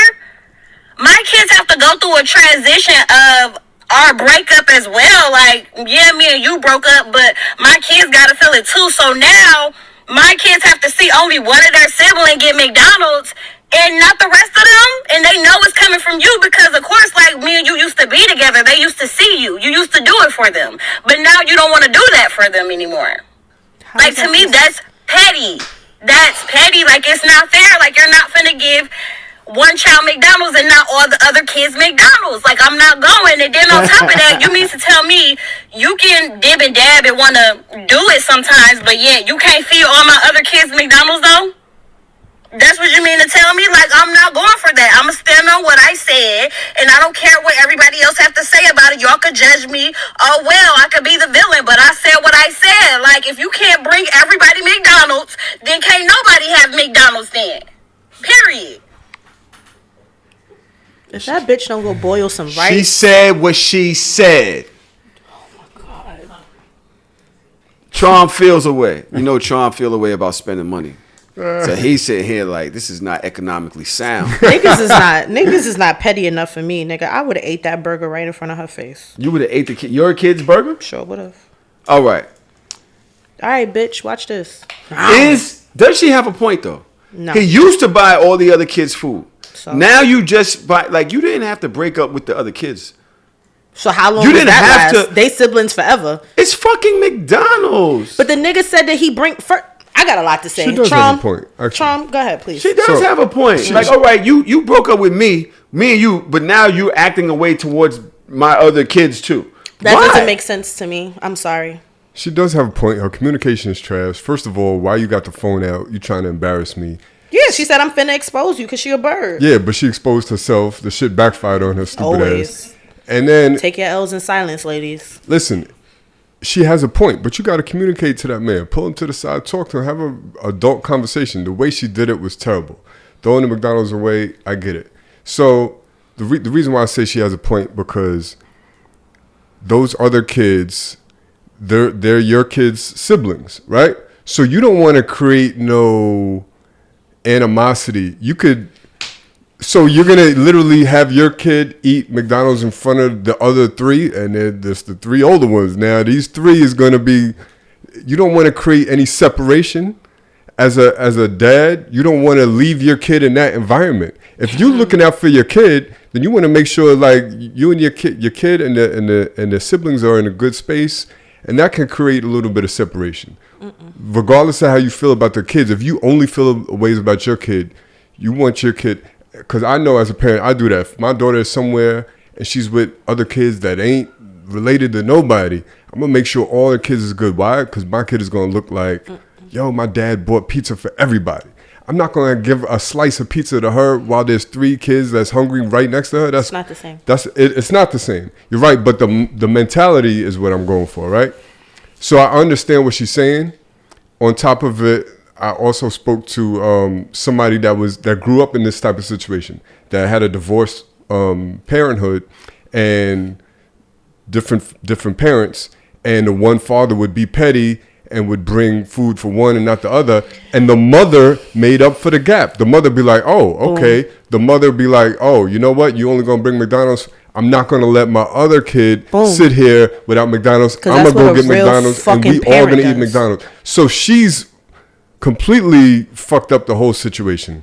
in her actions. You don't put you don't put it on him. First of all, these are your kids. You got to make up for that gap for what the other 3 kids don't have in that situation. And 2, you got to communicate with the dad. Pull him to the side and talk to him about it. I don't agree. I don't agree with none of it. I don't agree because at the end of the day, you walk into this house, you knew there was 3 kids in this crib. You start fucking me to the point where now I have another child. Nigga, what if you owning this whole situation at that point? Now, okay, we broke up, right? Mm-hmm. The pettiness to me, and Dodge, you may disagree with me, you may disagree with Dodge, but I know the type of, with Trom, I know the type of nigga I am. I'm not going to be petty to the other kids. That's corny, you showing up with one ass cheeseburger. That's corny. Especially when they selling them 2 for $5. They selling them 2 for $5. For $10, you could have had a fucking, what? No, nothing. I'm just saying, me personally, I'm not going to look corny to the other kids because I'm not going to give them, first of all, I'm corny enough. I'm even way more corny than that. I'm not going to have your kids thinking, yeah, I'm glad you're not fucking with my mom. I want to have your kids looking at their mom like, yo, what did you do to get rid of this dope ass nigga? Like, right? Why isn't he coming around anymore? He's always buying us McDonald's and take us places. You know what I'm saying? I'm not going to show up being a whack nigga now and they like, yeah, good for you. Get the fuck out of here. Why is he here? Yo, your dad's a bum. Like, I'm not going to have him, you know what I'm saying, doing that, which is part of your point. Yeah. Part of your point. So, no, I personally show up as a doper nigga. I feel to be a dope nigga, it might have cost you $20 to buy that food for your child, but you going to McDonald's anyway. It's not even like you going to fucking Maglioni's and getting chicken parmesan or some shit like that, where you got to buy, each plate is $14, and now you got to spend $72 to get everybody some fucking food in the house. 56. Shut up, y'all. Listen, it's 56. 14, 28, 20, 56 is 4 minutes. All right. 56. Because you want to do a nice gesture, it's now $56 versus McDonald's where 4 fucking cheeseburgers would have cost you $10. Go ahead, Dosh. I think you guys are looking at this under the wrong lens, and I think you guys are being really. I feel like you didn't listen to the shit I said. I made great points, and I know EA and them is not going to take my points. You're going to take hers. Doing the little clips is going to be Dodge breaking the shit down. Go ahead. I think that there are a lot of factors in play here. We are talking about a woman that can't be over 35. Yeah, she look that 28-ish, 4 kids. That has 4 children. She's on food stamps. You have this guy that has the youngest child with her that in his frustration also said, if I'm not mistaken, I buy him McDonald's every day, or I'm going to McDonald's every day, or something like. He said something to that effect. He said, I always buy them food. He said, I always buy him food. Mm-hmm. And she said, yeah, but you only bring it for him. You never bring it for the other kids. So here's the thing. Her gripe, in my opinion, is the fact that she does not have, obviously, enough food in the house to feed her children. So, which is the reason why she's calling him to bring food for the child. Mm-hmm. He is driving a fucking hoopty. He does not look like, and from the situation, she does not seem like they have the means to be spending McDonald's money every fucking day to feed 4 children. That's one part. We're talking about 2 people that were in a relationship and broke up. If you guys are standing on this tone of, well, it's petty and he's taking it out on the kids, maybe he doesn't have the financial means to be buying food for 4 kids every day. Y'all did not take that into consideration, and a lot of people didn't take that into consideration. On the flip side of that, for somebody that has a child that is hungry to the point that you called their father to bring them something to eat, and then you throw it on the floor, then it's not really about the kids at that point. Because he bought your hungry child food, and in your anger and pettiness, you decided to literally throw it on the curb. So now the kids are in the same place that they were in before. To take it even a little bit further, to what end? At what point does he not have to provide for other children that are not his children? So y'all broke up, fine. So does that mean this kid is always going to be their sibling? So does that mean that every time I come over here, I always have to provide food for every child in this house? What responsibility are you taking as a mother? Because for me, if I'm like, yo, the kids is hungry, can you go get McDonald's? And she already prefaced this by saying like, yo, he's only going to bring one meal for his kid. If you already know that, you could have preempted all of this. You could have stopped it. You could have been like, yo, if you only got enough for Junior, here, let me send you $5. See if you can get something for the dollar menu for everybody else. No, your purpose was to expose this person that when he was with you, he not only took care of you, but those other 3 children. And now y'all not together anymore. And it's like he has to take the slack of what their fathers are not doing after I already got rid of you. How long? So if my kid need a new pair of sneakers, I gotta buy new sneakers for everybody in the house. If my kid need a new coat, I gotta buy 4 coats instead of 1 coat. What, like, where does that end? And you as a mother, you got your kids surviving off of McDonald's, but your lashes is done, your eyebrows is done, your nails is done, your face is beat to the gods. Where are your priorities?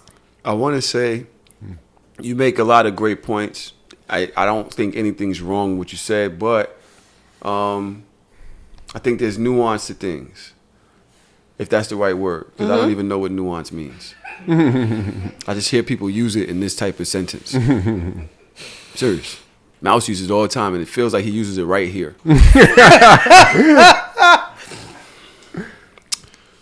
Communication is very important when co-parenting.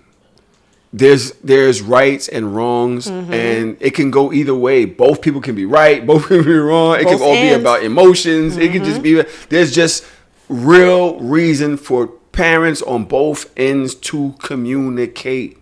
You know what I'm saying? That's your wild. And I think that what you extremely were right about is the need to expose. I never really understood the need to expose. Because these bitches is on drugs. They're on a drug of social media. They're on a drug of getting validation from strangers. So they say things and they want to expose these people for doing them wrong. But if he really did you that wrong, what are we on the internet gonna do to help you? How can we help you? Go call your father, call your brother, call your cousin, call somebody in your inner circle that's gonna be able to stand up for you, because we not the ones. We're gonna laugh, we're gonna joke, we're gonna be on your side, but nobody is helping you, bro.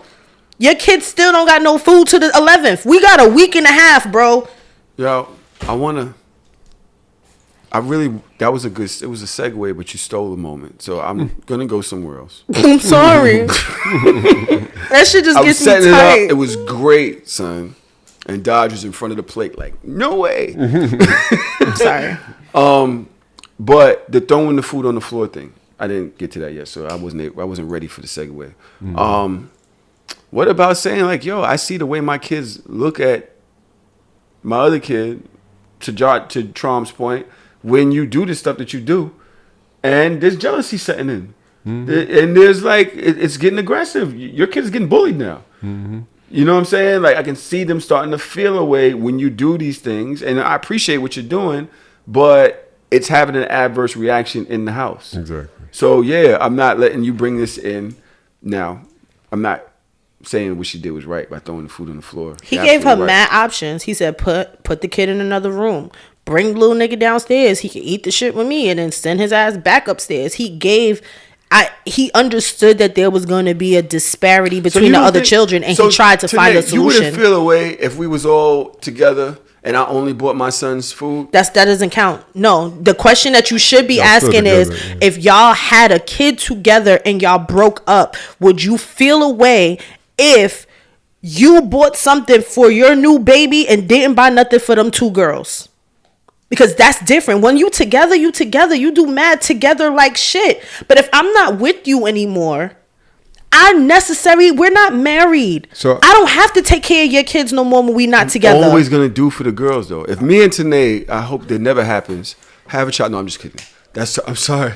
I didn't mean that way. She don't. All right, so you're only gonna do for the girls. She don't want the kids though. If y'all had a kid together, I'm actually in this situation. I said that I want the kid. By the way, I said that I'm willing to have a child with her. She said she doesn't want to have no fucking kids. High five. So let's be clear, y'all. Listen at the way he talks about this girl. No, I said I would definitely love to have this woman by that thing. But if we were to have a child and break up, I would buy a kid. Yo, and they got mad people in their house. What if you get a new girlfriend? What if you get a new girlfriend and your new girlfriend is like...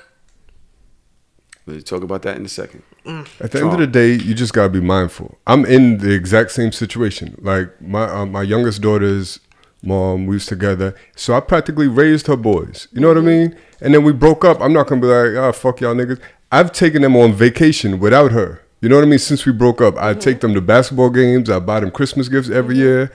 But you buy them Christmas gifts? Absolutely, every year. This nigga don't even buy Christmas gifts. Only for kids. How many times I tell you? I buy Christmas gifts for kids. Like 18, bro. I know these kids. Right? So if you're under 21, you're getting a gift. Right, got you. So my point is, you got to be mindful because I don't do everything that I do for my daughter, I do for them. Right. But I'm definitely mindful. If I know they all in the crib together, I'm not going to send her upstairs with food. He go get her and take her to go get something exactly. and then bring her back. You just got to, and like Daz, you pointed out, like he was like, well, he could eat in another room. He was trying to problem solve, like, and that's his mentality. It needs to be mindful, and he's probably can't afford to do what I do or what some dads do. Obviously, I didn't point that out because I thought that was the obvious. The financial scenario is pretty obvious. All across the board, they struggling probably. Exactly. So, 4 McDonald's meals maybe wasn't a viable option at that point, right? But he still got to be mindful. You saw this nigga Kicks? Yeah. Get your kid McDonald's when they with you. Spend time with your kid and get the kid McDonald's. Like, you can't bring the kid McDonald's when you at home with 3 siblings that you helped raise at some point. That's a little wild. That's you gotta be mindful of that. She need to boil some fucking rice, go get some beans. Yo. You should have told that nigga to go to the grocery store, you stupid bitch. That's what you should have told him to do. You got 4 kids in the house. Dummy. Okay. Now, you mentioned what if you got a new girl? And then we spoke about exposing. I think that this next topic that we're going to get into is very similar, but it's kind of on the opposite end. Over the weekend, you know how I know that I'm a messy ass, old ass nigga that have I have no direction. Because what's wrong with me? That I followed the Gossip in the City Tea page. Me too. But What's I'm wrong a girl. with me? Yeah, it's okay for you. But I be sitting there scrolling like they ain't got no more tea. Like, I be looking for tea. I feel like I'm gonna say it's because of the podcast. It is because of the podcast. Okay. I don't give a fuck about half the shit, but I be looking for tea. And we got some. I be judging people when I look at the likes on the page and seeing like which one of my friends likes certain shit. Oh, yeah, I'm like, y'all niggas is nasty. birds. Which one of y'all pay? Which one of y'all pay for the they have a Instagram page that you got to pay to be a part of it. Yeah. Yeah. And you motherfuckers be paying. I'll be seeing, this person follows. I'm like, yo, y'all nasty. Yep. So am I. We got a little tea this weekend involving Miracle Watch. Now, do y'all watch P-Valley? Of course. No. Down in the valley when the girls You're get caught naked. up on it? 1, 2, break. I'm 1 episode behind. I'm 2 episodes behind. Oh, so you ain't Very see the gay quickly. sex scene? I don't care about that. It's fire. I just want to know what you haven't watched P-Valley yet. Yeah. I love it. Is there any storyline that you're kind of over That I'm over? in P-Valley? Just not really feeling like, why are we still here? Because I have several. Several. I kind of wish Diamond would have been killed Mississippi's baby father. I can't stand it. I'm sick of it. I can't stand it. It's slavery. Bro. That shit is slavery at its best, okay? Bro, that's the main I'm sick of him. I'm sick of that white boy. P-Valley. Kill this nigga. Why are you torturing me with this person? It's Joffrey. It's Ramsey. It's the air of that. Like, yo, you really want these niggas to die and they gonna keep them around for mad long until your soul is tortured and then finally get rid of them. Tron, why don't you watch P-Valley? Is it your latent homophobia? I don't even know that it's a homosexual show. I don't know nothing about it. A better question would be, why should I watch P-Valley? Sorry. Nah, I didn't know. It's a homosexual show? It's a.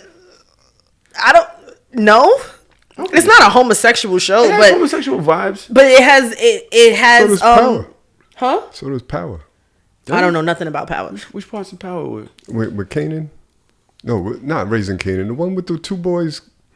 The one with the two boys. Right. On the college campus. They had sex scenes. Yeah. Okay. Empire. There's a lot of gay TV, you know. Right. A lot of gay. So that's different than regular TV. Is there like a certain channel other than Logo? It's like I hate that I opened this door. I hate that I opened this door. I don't know why you do this. Sean was like, "Hey, we're gonna be here. Let's go all the way in, guys. This is your show. Listen." P Valley, I love P Valley. This is my show. This is my show. Listen, Dodge. It's not my show. I'm about to take a 2-week break. Y'all niggas. I got a question. I got a question related to all this. Yes. So, is it all right? Are you homophobic if you don't want to see like a gay sex scene on TV? Is that homophobic, or is that like a preference? Is there a reason why? Do you like seeing hetero sex scenes? That's a great question. I don't like seeing hetero sex scenes with the where I'm not attracted to. Wait. I'm sorry. I gotta stop agreeing with Trump before he finishes his sentence. This nigga's wild. Yeah, listen. Hey, call me. These two ugly motherfuckers about to. Right. Like I don't want to watch ugly people fucking. I don't want to see like two old heterosexual people out of shape, old and flabby. Like I don't want to view that on TV.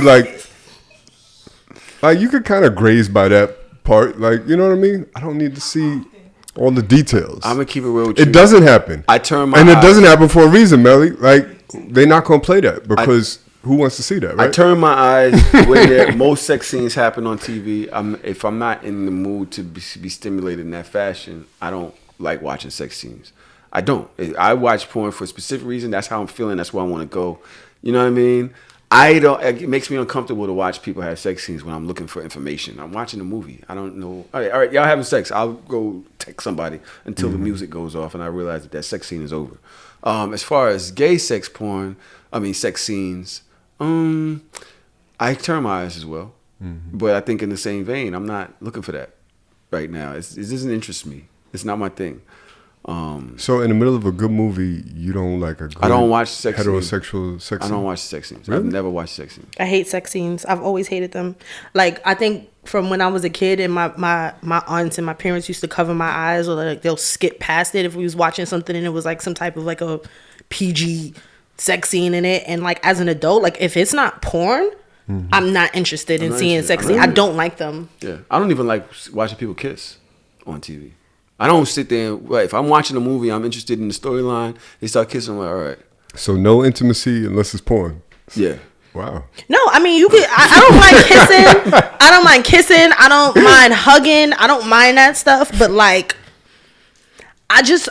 sex scenes for me, they don't really push the narrative of the story forward. It's like, all right, like you just showing me like a day in the life of this person. Everybody fucks, so now you have to have like a moment of fucking, and it's like, okay, so just like, all right, yeah, like it's just whack. And then the fact that you know, did you steal a key or something that's going to the plot of the movie? Like, right, all right, they all about to fuck. Great. The only sex scene that I really saw that I did not mind because it did so much for the story was Season 1, Episode 1 of Game of Thrones. That shit was important to see. Important. Like, I needed to see that. Every sex scene after that, not so much. All right. Let's go to break. Because Melly's over here holding her fucking nuts. Holding her nuts is wild, so I cannot stand. Coming back to it, yes, I'm not a fan of the Diamond getting beat up by the colonizer thing. But now Diamond's baby mama in real life is now getting beat up by his ex-fiance. It's weird. And he can't do a damn thing about it. I thought that they wasn't engaged. Miracle said that was fake news. The ex-fiance? That they was never engaged. That they was never engaged. Yeah. So apparently, I didn't know none of this backstory. I didn't know none of the backstory. Apparently, Tyler Lepley. I don't know, fine ass It's nigga. It's Lepley. I say it's Lepley, like Lepley. I'm saying that fine ass nigga from Fake P Drake. Valley. Muscular Drake. Got beat up by white boy Drake. I'm honestly, He got beat up. and I've been thinking Drake was fine since I was a teen. Oh, Jesus Christ. Tyler looked better than Drake. So Okay. Any case, Tyler was with a young lady. I believe she was his agent. And that was his girlfriend. He had 2 children by her. Right? Apparently, less than a year ago, he left her and got with Miracle Watts, one of the baddest Instagram models historically. There's a million Instagram models now. Yeah, but Miracle was she was that deal. she's the one and not the two. She was that deal. Her and what's the one that I used to always Lyra Galore. Yeah, I used to think they was the same person. At one point, I didn't know because they had the same features, body, all that. But Lyrica wound up with Rick Ross, and Miracle, I don't know what happened to her. She was just kind of just sitting still on lashes. So, but she came up now. She snatched fake Drake, and now she's pregnant, right? So in an Instagram post, she said something about having kids, 3 kids. And the person was like, "You have kids?" The person said, and she was like, "Yes, I have 3 kids." Now she only has One she has on the no way. biological children other than the one that's in her belly, I believe. And Tyler's ex-fiance or ex-girlfriend that he left her for jumps in the comments and says, "You do? You have met Leo twice and Jade once. They are not your children." Miracle then responds and aghast. "Oh my God." She says, "Number one, I would never try to fulfill your shoes as a mother. I have my own shoes to fill. Bitch, I'm pregnant. You ain't got me no more. We both baby mamas now, bitch. Number two," Carmelli over there, that's right, snatch her edges, bitch. Snatch her edges, bitch. "Number two, as a woman and a mother, you should feel good about someone who wants to embrace your children and include them as family. Would you prefer the opposite? Number three, and I don't do internet games. You have my number, Mrs. King." That's her name, last name, King. Where do y'all reside in this argument? Is Miracle wrong for claiming the 3 children? No, I don't think that she's wrong for claiming them. If my boyfriend has a kid, then I'm going to claim that kid. That goes back to the conversation that we're having. What if we get married? Then that's not my kid no more? I mean, that's not my kid at all? Or is it legally my kid also? Like, I don't see the problem with acknowledging the fact that you're walking into a blended family. I think it would be more problematic to completely ostracize the fact that the person that you're with has other children.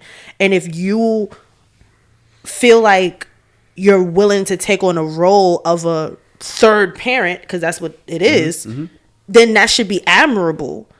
But I've been saying for a long time, bitches be upset. Like, I don't understand. Like, I don't understand why you upset. Your boyfriend, your baby father got a new girlfriend, nigga. You got an extra babysitter. You got an extra bitch to help you with homework. You got an extra bitch that's gonna buy that little nigga sneakers and coats and why y'all like to push help away? Push the help away is hilarious. Like, that shit is wild to me. Now, she brought up the fact that she's only really seen these children twice at most. Niggas Why probably are you only see claiming- niggas. Oh my God. Why are you claiming my kids if y'all don't really have no, and people on the internet are saying y'all are not married. He left me for you. Miracle said that's not true. It's within still a year, and you're pregnant already. That's good for you, child. You did you. But y'all don't have the relationship with my children to feel comfortable with you saying these are my kids or your kids. Like, That shit corny as hell, Sean, honestly. what do you think? It sounds like Miracle had good intentions there, but it also sounds like maybe it was too soon. Maybe and not to say that she should have known better, but the ex-fiance, the wounds are still there, and she's very sensitive. She's offended by something that she didn't need to be offended by. But me being somebody that's dated somebody with kids, like if you, again, the word mindful, like I want to treat your kids like they're my own, but I don't want to step on no toes to their dad, to their real dad. So I'm always going to be like, is it okay to do this? Is that appropriate? And I'll leave it up to the mom and be like, oh, this nigga he not around, so do whatever you want. Like fill those shoes. If he is around, then it's a different story. Then it's like you want to be mindful and respectful.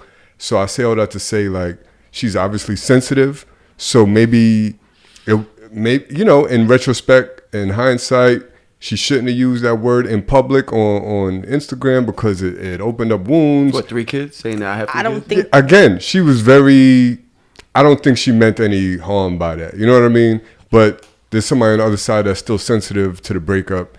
And now you out here claiming How my kids. sensitive are you to the breakup when we have each other's phone numbers? So that means that we had to have met. We had to have had a conversation. There's some type of rapport that we have between us. You understand who I am. I understand who you are.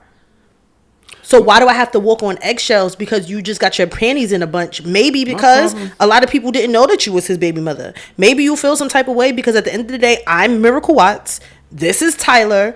Everybody knows who we are. So when I say it, maybe you felt within yourself like ostracized, or maybe you felt like you were erased from the pictures. But that's something that you need to take up between your God and your therapist. That has nothing to do with me, and that doesn't give you the right to attack me publicly on social media because you need a moment because you're having a tiff within your own fucking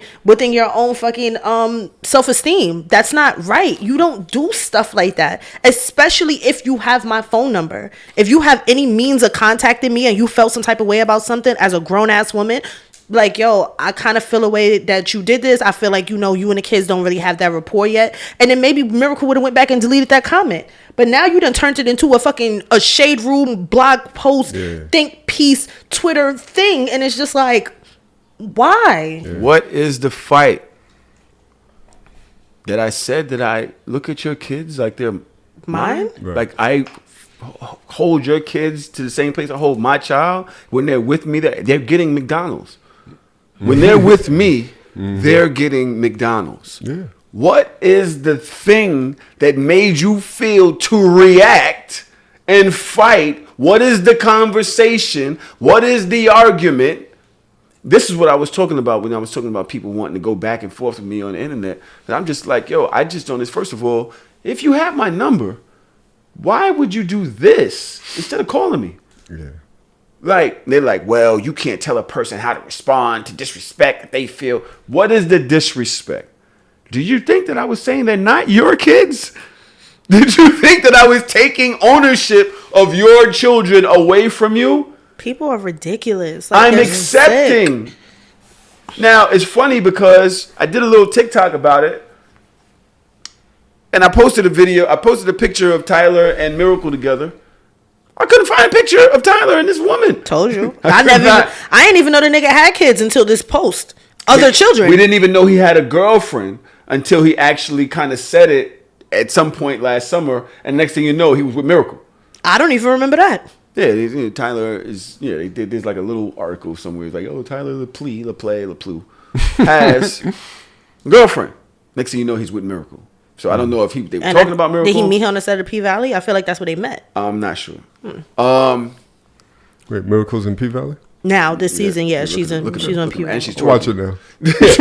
And she's twerking, and that shit fat, shit crazy. She don't really look good on TV. Yeah, as much as she doesn't look good. Instagram. But that's probably because like filters and Photoshop and stuff like that. Like, yeah, I felt the same way when I saw her in P-Valley. Like, she still looks good, but I'm like, she looked different. She don't look like the person that I remember her looking like. But from Instagram. Yeah, but Instagram puts 10 pounds on you. I mean, video puts 10 pounds on you, right? Don't I know it? Every time I look at the YouTube, I'm like, damn, I'm fat. So she doesn't look as good on P-Valley as she does on Instagram? That's what you're saying? Is that your deciding factor for watching the show? I've seen her. The reason why I'm asking because I've seen her on the screen. She's been in music videos. She was in the Dreams videos and all kind of shit. He's a Miracle fan. I am. I didn't know that. I am as well. Yeah. Yeah, she does not. I don't know if she's getting older. I don't know if it's just television. Mm-hmm. Yeah, it's not the same look. But then also P Valley, their production is not like top. It's very. My problem I don't with know the the baby word, mama shut the fuck up. is one that we've all said here, right? But it goes back to the same point that I was making about the McDonald's conversation. Mm-hmm. Your children will be treated the same by me as my own, especially when in their same circumference. And I'm thinking that that's a good thing. The women on social media have jumped in my mentions, and they are just going off time. Oh, you have no empathy for this woman. And I said, yo, all right, so if we're saying that, then we're saying that she is scorned. This is a scorned response. Right. If we're saying that, then we're accepting the fact that this is a scorned response. We can put it where it needs to be. Yep. It's a scorned response to this woman that took your man away from you and left you home with 2 children. And this is the way that you get back at her. Doing petty shit in the comments of Instagram. Niggas gotta grow up. Because I just don't see what the fight is. Don't what? Don't say there that you have 3 children. Because, I can't take your kids. You have the birth ticket. You know what I'm saying? I'm not creating a new birth ticket. A what? You heard what I said. What did you say again? I don't even know. Okay. Respectfully. But you know what I said. I actually don't know what you Carmelli, get the... Birth ticket. Hold the line. Birth ticket. Birth ticket. Guess that's the name of this show. I don't understand what exactly is the fight there. I think that the baby mama, although I respect and understand her disdain for Miracle, I think I get it. I think that kind of, is it Miracle's fault that Tyler left his girl for Miracle? This is a segue, Dodge. Don't do it. This is a segue. You need to wave a flag or something. It was great too. I seen you come in. I was like, wait, stop. In the last week, I saw a video on Twitter or Instagram or something. Let me see if I can find it here. And the title, first thing you see on the screen is why Eli. Why Eli? No, this is not fair. Next week, well, whenever I come back. You're coming back next week. You don't just get, I'm not coming. You're coming back next week. You don't say that to Trump. I'm here now. Fuck out of here. When we this is how I know this is not my show. I don't run nothing over here. When we talk about Miracle's responsibility here, it brought and I didn't even plan the segue. You're fucking it up. It was such a good segue. She still found a way to get in there. Nigga. I'm here disrupting the status quo because I'm hot. Let me eat another cookie. It must be hot in there. Tahoe look like he frying chicken. It is, bro. Yeah. It is. Yo, Joe. Who the fuck is Joe? Joe, a real nigga. The nigga that's telling the fucking truth in this bitch. Who is Joe? I don't fucking know that nigga. Joe is in the Discord, Patreon. Rachel. Joe Shout out Jersey. to yo. Rachel's hilarious. Can I tell y'all Rachel? So Rachel just has some health issues. She's taking care of her health issues. It's been known in the Discord. I'm not really in the Discord like that, right? Yeah. I'm not in the after party like that. They have their own after party. Trav takes the host. He does his thing. So I'm really not paying attention to much. Mm-hmm. Let me see if I can find this text. She been off on you again? Fuck the segue. I'm going to show you. She gonna take you to homie court? Oh, the homie court. You shouldn't have mentioned that. Pull up your homie court music. Find it in your phone. Am I... Pull up. If I'm not the topic. No, you're not the topic. All right, good. Then I'll pull it up. I get a random to be taking text. L's on my birthday. I get a random text the other day. There's no lead up, nothing. It's a random text from Rachel. Hey, Tahoe.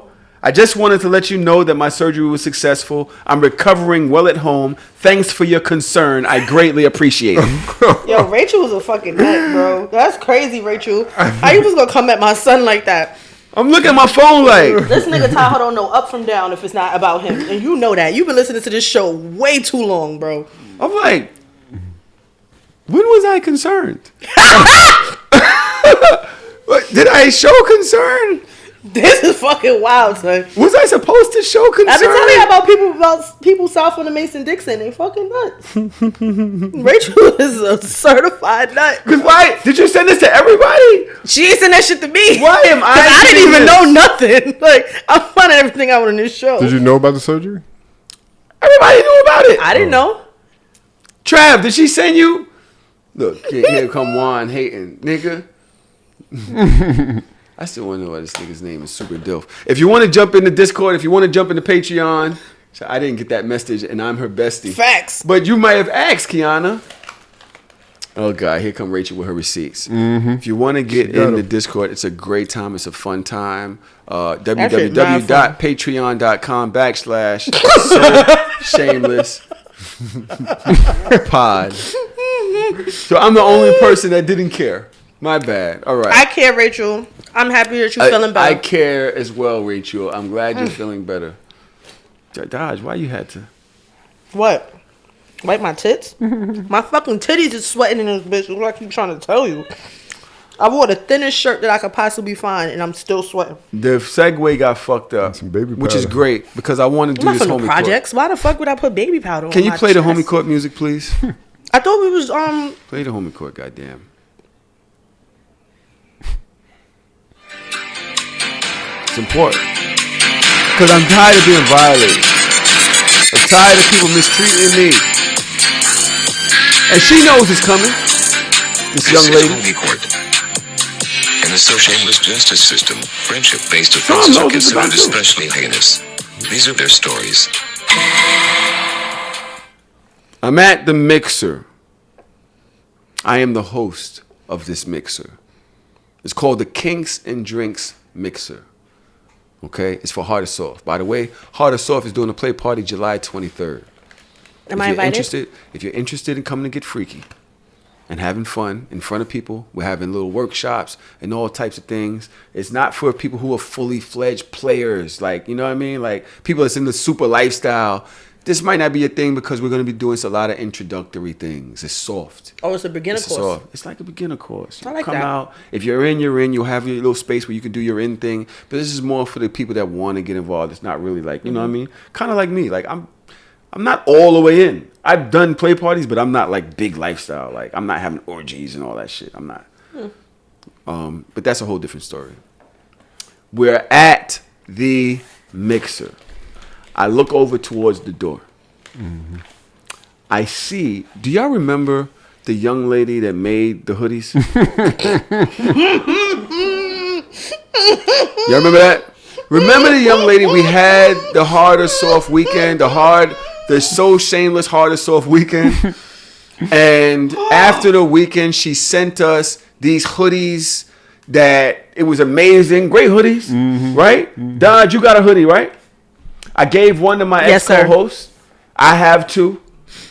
Trom, they didn't have a size in Trom's size. Right, because Trom is like very weird with his sizes for shirts and hoodies. Right. Because of the arms. Medium. Right. She Thank sent a you, bunch guys. of mediums. Yeah, and Trom needs like a extra large. Or something. Large, For the something like arms. that. Yeah.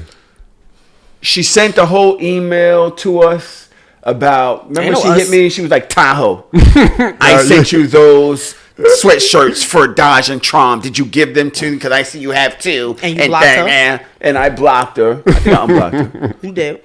But there was a whole thing around it. Yes, it was. I'm at the mixer for Hard or Soft. I look at the door where Melly's at, and I feel the heat. You ever feel somebody staring at you from across the room? Feel like the beams, the Homelander I-beams. You watch The Boys? You watch The Boys, Dodge? Of course I watched The Boys. The Homelander, the I-beams? Fucking She was sick giving me bitch. the I-beams from across the room. I see her. I'm like, fuck. I turn to Trom. I said, Trom, the girl with the hoodie, she's here. She's here. He's like, what? I said, the girl with the hoodies. Remember the hoodies? She's here. She gets in, I don't know how long. Oh, God, I'm about to flame you, too. She gets in, I don't know how long she's at that door. Maybe she didn't want to pay. I don't know what she said to fucking Melly to get in. She got in. She beelines me. She's pins me against the wall. She has her bodyguard homegirl behind her with her hands like behind her back, like ready. Her homegirl is there with support. Like, yo, this the nigga? Yeah, what we doing? Nigga, I have on silk, fake silk, real silk. I don't know what it is. It was he had on a soft. gold shirt. It was purple. It was gold. Yo, Tahoe, I don't like how you did me on the show. I'm so happy I come to shit late. When I tell you I go to hood things when late and I leave early, I told you. I'm like, what you talking about? I said it just What like you- that. what you- I said it like 4 times. Why you? Just like that. Cause I'm like, what are we supposed to do right? What's your man here for? It was a girl, but she was an aggressive girl. She had the baseball hat on, all that. You know what I'm saying? I couldn't tell. She was I just had to look. Just a man. It was Pride Month too. What is this? Not her, but this. This energy. What is this? Why you got your homie person here? Right? Mm-hmm. She's like, yo, I'm just saying, you ain't had to come at me like that. You know I had love for you, but I'm like, yo, hold up. I got on silk. Don't do that. Cause I will rip it. I'm gonna rip the shirt. If we get into something like this, I'm gonna rip the shirt. You know what I'm saying? I'm the host. You pulling up like this? She goes steps to Trom. I said, Trom, see, I told you. She goes step to Trom. Trom, did you get a hoodie from this nigga? Still? Son, she in asked October? Trom. No, she pressed me, and Tahoe prepped me beforehand, before she walked over, and I still wasn't prepared to hold Tahoe down because I was so confused, and I didn't want to say the wrong thing, so I was like, Wait. I was like, yo, I don't remember. He was unprepared. I was unprepared. Hold you down. Even though he prepped me. I gotta admit it. I didn't hold him down the way I would have liked to. Yeah, take that. But I didn't go against him. I was like, yo, I don't really remember. Oh. And then I acted like I had to mix The the nigga next song. said he don't remember if I gave him a shirt. Dog, play the homie court music. Yo, I cannot fucking breathe. The nigga said he don't remember if I.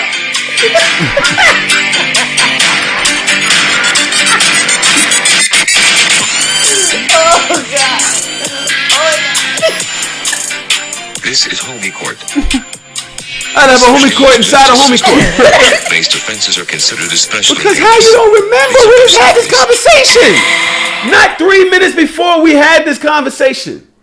Me not remembering was a way for me to plead the fifth. I didn't want to say Why something. do you want to plead the fifth against a stranger? You don't know this person? I'm your best friend since we were 13. Why do you need to plead the fifth to a stranger? I didn't want to get tripped up with the line of questioning. You knew the answer. You knew the answer. Came with a different angle. I was like, wait, this is too much. Nigga, I'm saying, I'm looking at him like, yo, what? We just spoke about this. Now I'm trying to convince him that we just spoke about this in front of Shorty. I'm like, John, nigga, I didn't get a shirt for you. You know what you mean you don't remember? Oh shit. What do you mean you don't remember? My nigga? He's like, oh, yeah, this the girl with 30. Nigga, what you talking about? You know who the fuck this is? Oh fuck. What? No, I can't do this. I'm not doing this with y'all today. Shit. I don't want to. We was just talking about this. Why you acting like you don't know what none of this is about, son? In my defense, we're standing there. You like, yo, you remember the girl with the sweater and the homie coat? I was like, oh, yeah. I wasn't expecting. God. Like, there's a difference between you casually, like, yeah, you remember her? I'm like, yeah, I can vaguely remember. Then her coming over to me, pressing me with direct questions and dates and time. Like, yo, I don't know.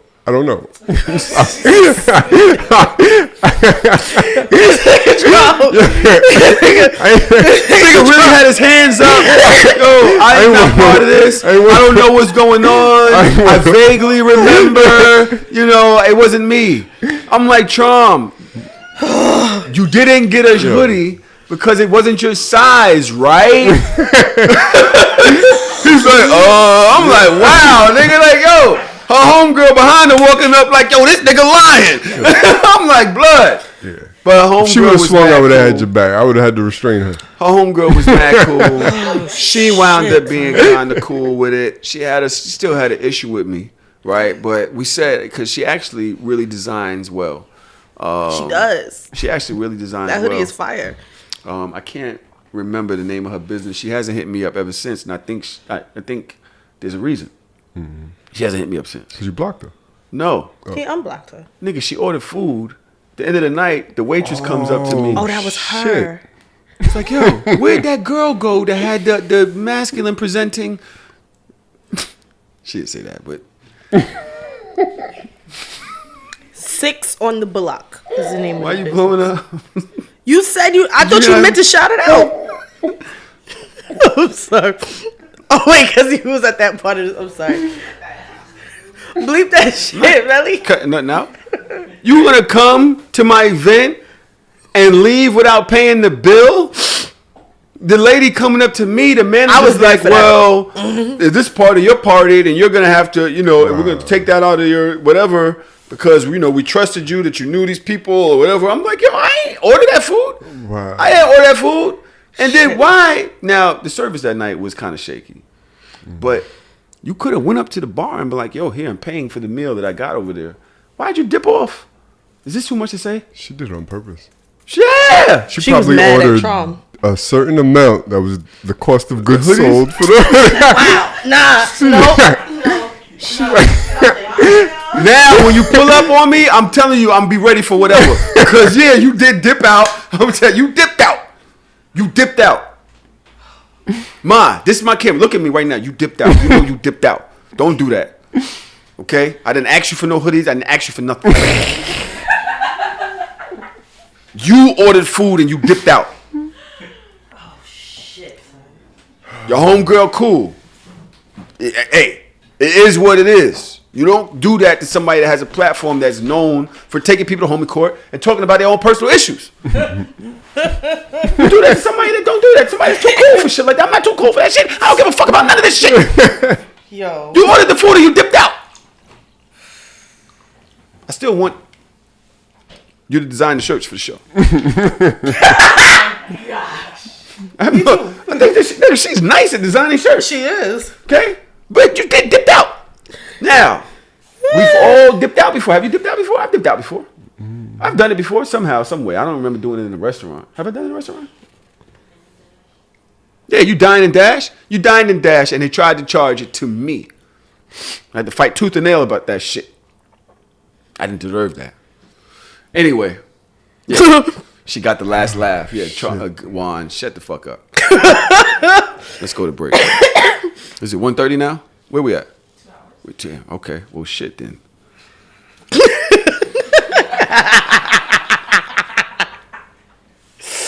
Yo, son, I'm really burning up and dead at the same time. This is crazy. We have half an hour left in the show. Oh, we do? I do want to discuss. This Man, is why I'm not coming for 2 weeks. It's too hot in this bitch.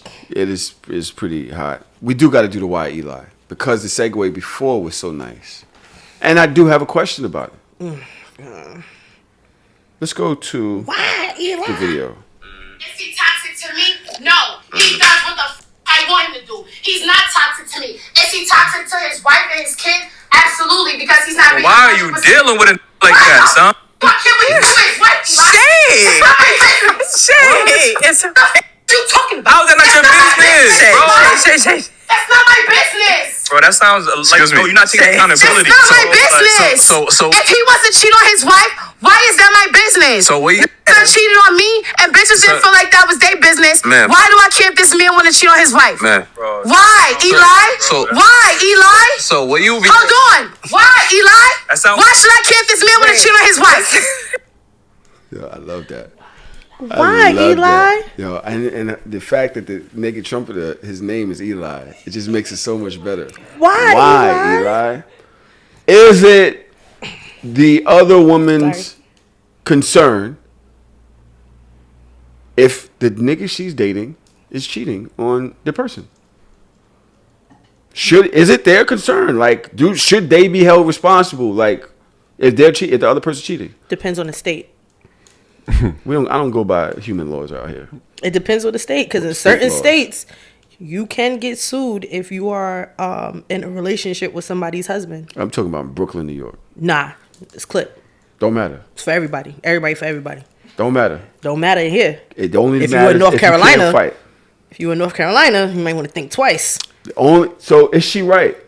Why is it my business? Other people done cheated done fucked my nigga. Like it wasn't they didn't care. Tron, what you think? I just need a little clarity. So she's admitting that she's a side chick. That's what's going on, right? Yes. And so I don't understand. She's supposed to feel bad because he's cheating? He's like, yo, you know, you an adulteress basically. Like, you know. You aided and abetting a toxic relationship. Family, and you're saying, well, he ain't toxic to me. Right. Okay. I'm good with our situation. He's toxic to his wife and his kids because he ain't over there. He's with me. But why should I care about them if I'm just having the fun I want to have with the nigga? So to anybody that's a side chick, side nigga, that's breaking up a happy home, I think that's always the case. Like, the home ain't happy if you there. You're not really, yeah. That's not my concern for why he's stepping out, why he's doing what he's doing. I don't see nothing wrong with her saying that. You agree? I don't. Not because of what she said, because of why she said what she said. Because of what happened to her. Yes. I feel like the why makes me not side with her. But what's the why? Because I didn't get the full context. Her why, she just basically said that, like, yo, like when people cheated on me, like the girls, they didn't care about me.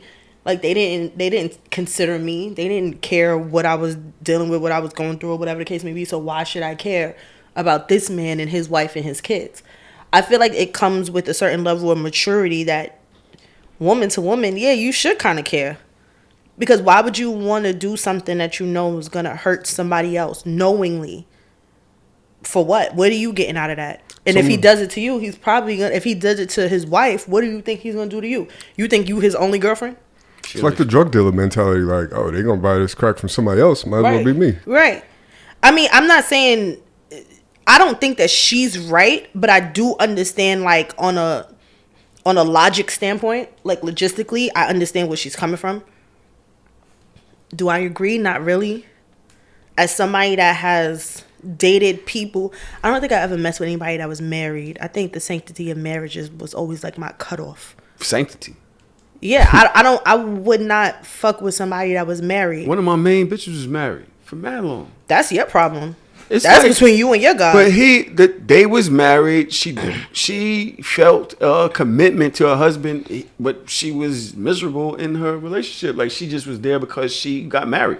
And I feel like under certain, I can't say that because being non-monogamous, speak. Like, I just think I don't want people to talk to each other. Man, y'all be saying that. Yo, you said that this week. I did. I really do want to tell. Talk to me. But we don't have enough time. We got all the time in the world. No, we I ain't coming next week, so y'all better fucking stretch this shit. You talking about niggas cheating I did and talk it about being blah blah blah. One of the corniest things a nigga could do. When y'all also say, we said cheating is one of the corniest things a nigga could do. Yeah, because you tiptoeing around like a fucking monkey in the lake. But y'all also say that y'all understand niggas gonna cheat, but it's not what you do, it's how you do it. It's about being respectful with your shit because we know niggas gonna do what they're gonna do. Not so which one is it?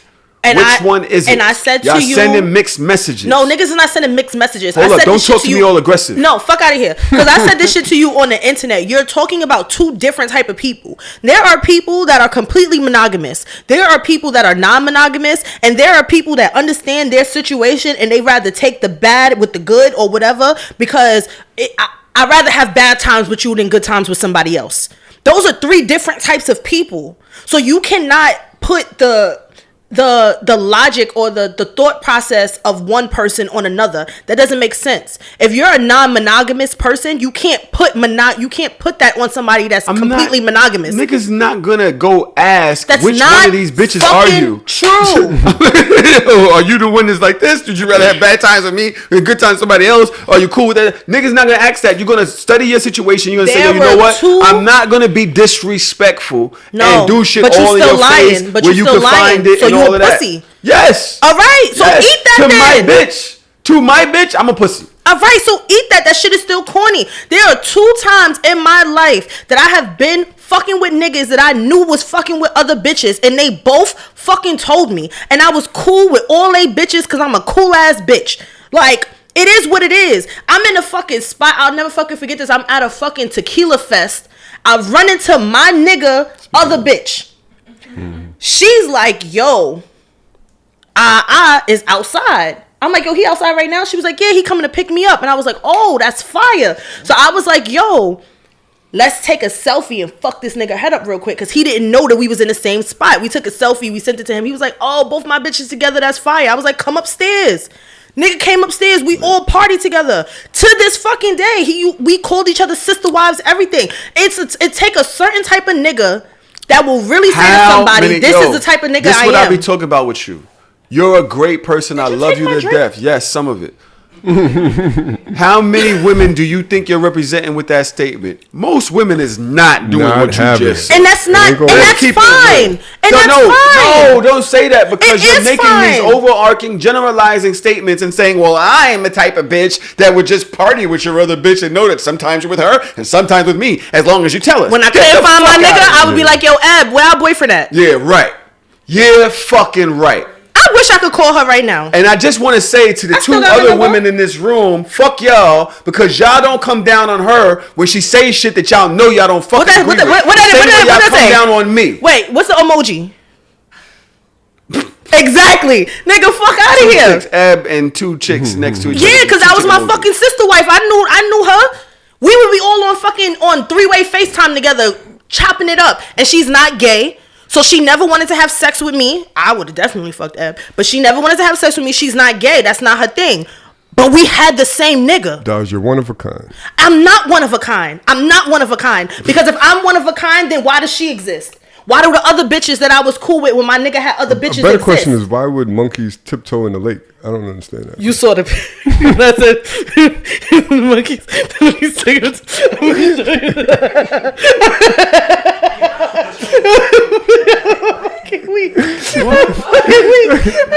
fuck? Y'all didn't hear when Dawes said that? She just said that 2 minutes ago.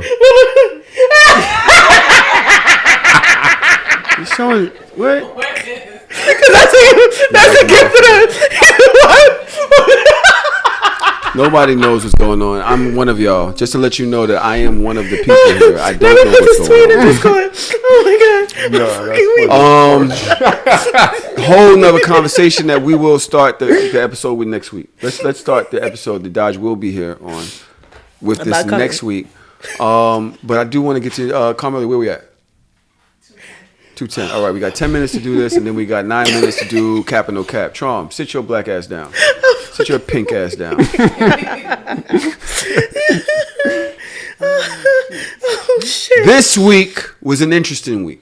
I'm going to tell you right now, I do enjoy a lot of our Instagram influencers, our social media influencers. Mm-hmm. Keita Rose is one of my favorite new ones. She's fun.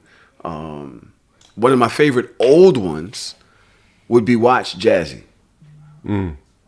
She is a woman who, to me, really spoke realness, and not in a preacher way, a fun way to women, to people about life. You know what I'm saying? And I enjoyed that. You know, I never really looked at her as, well, the reason I'm about to say, I saw her on Lovers and Friends podcast.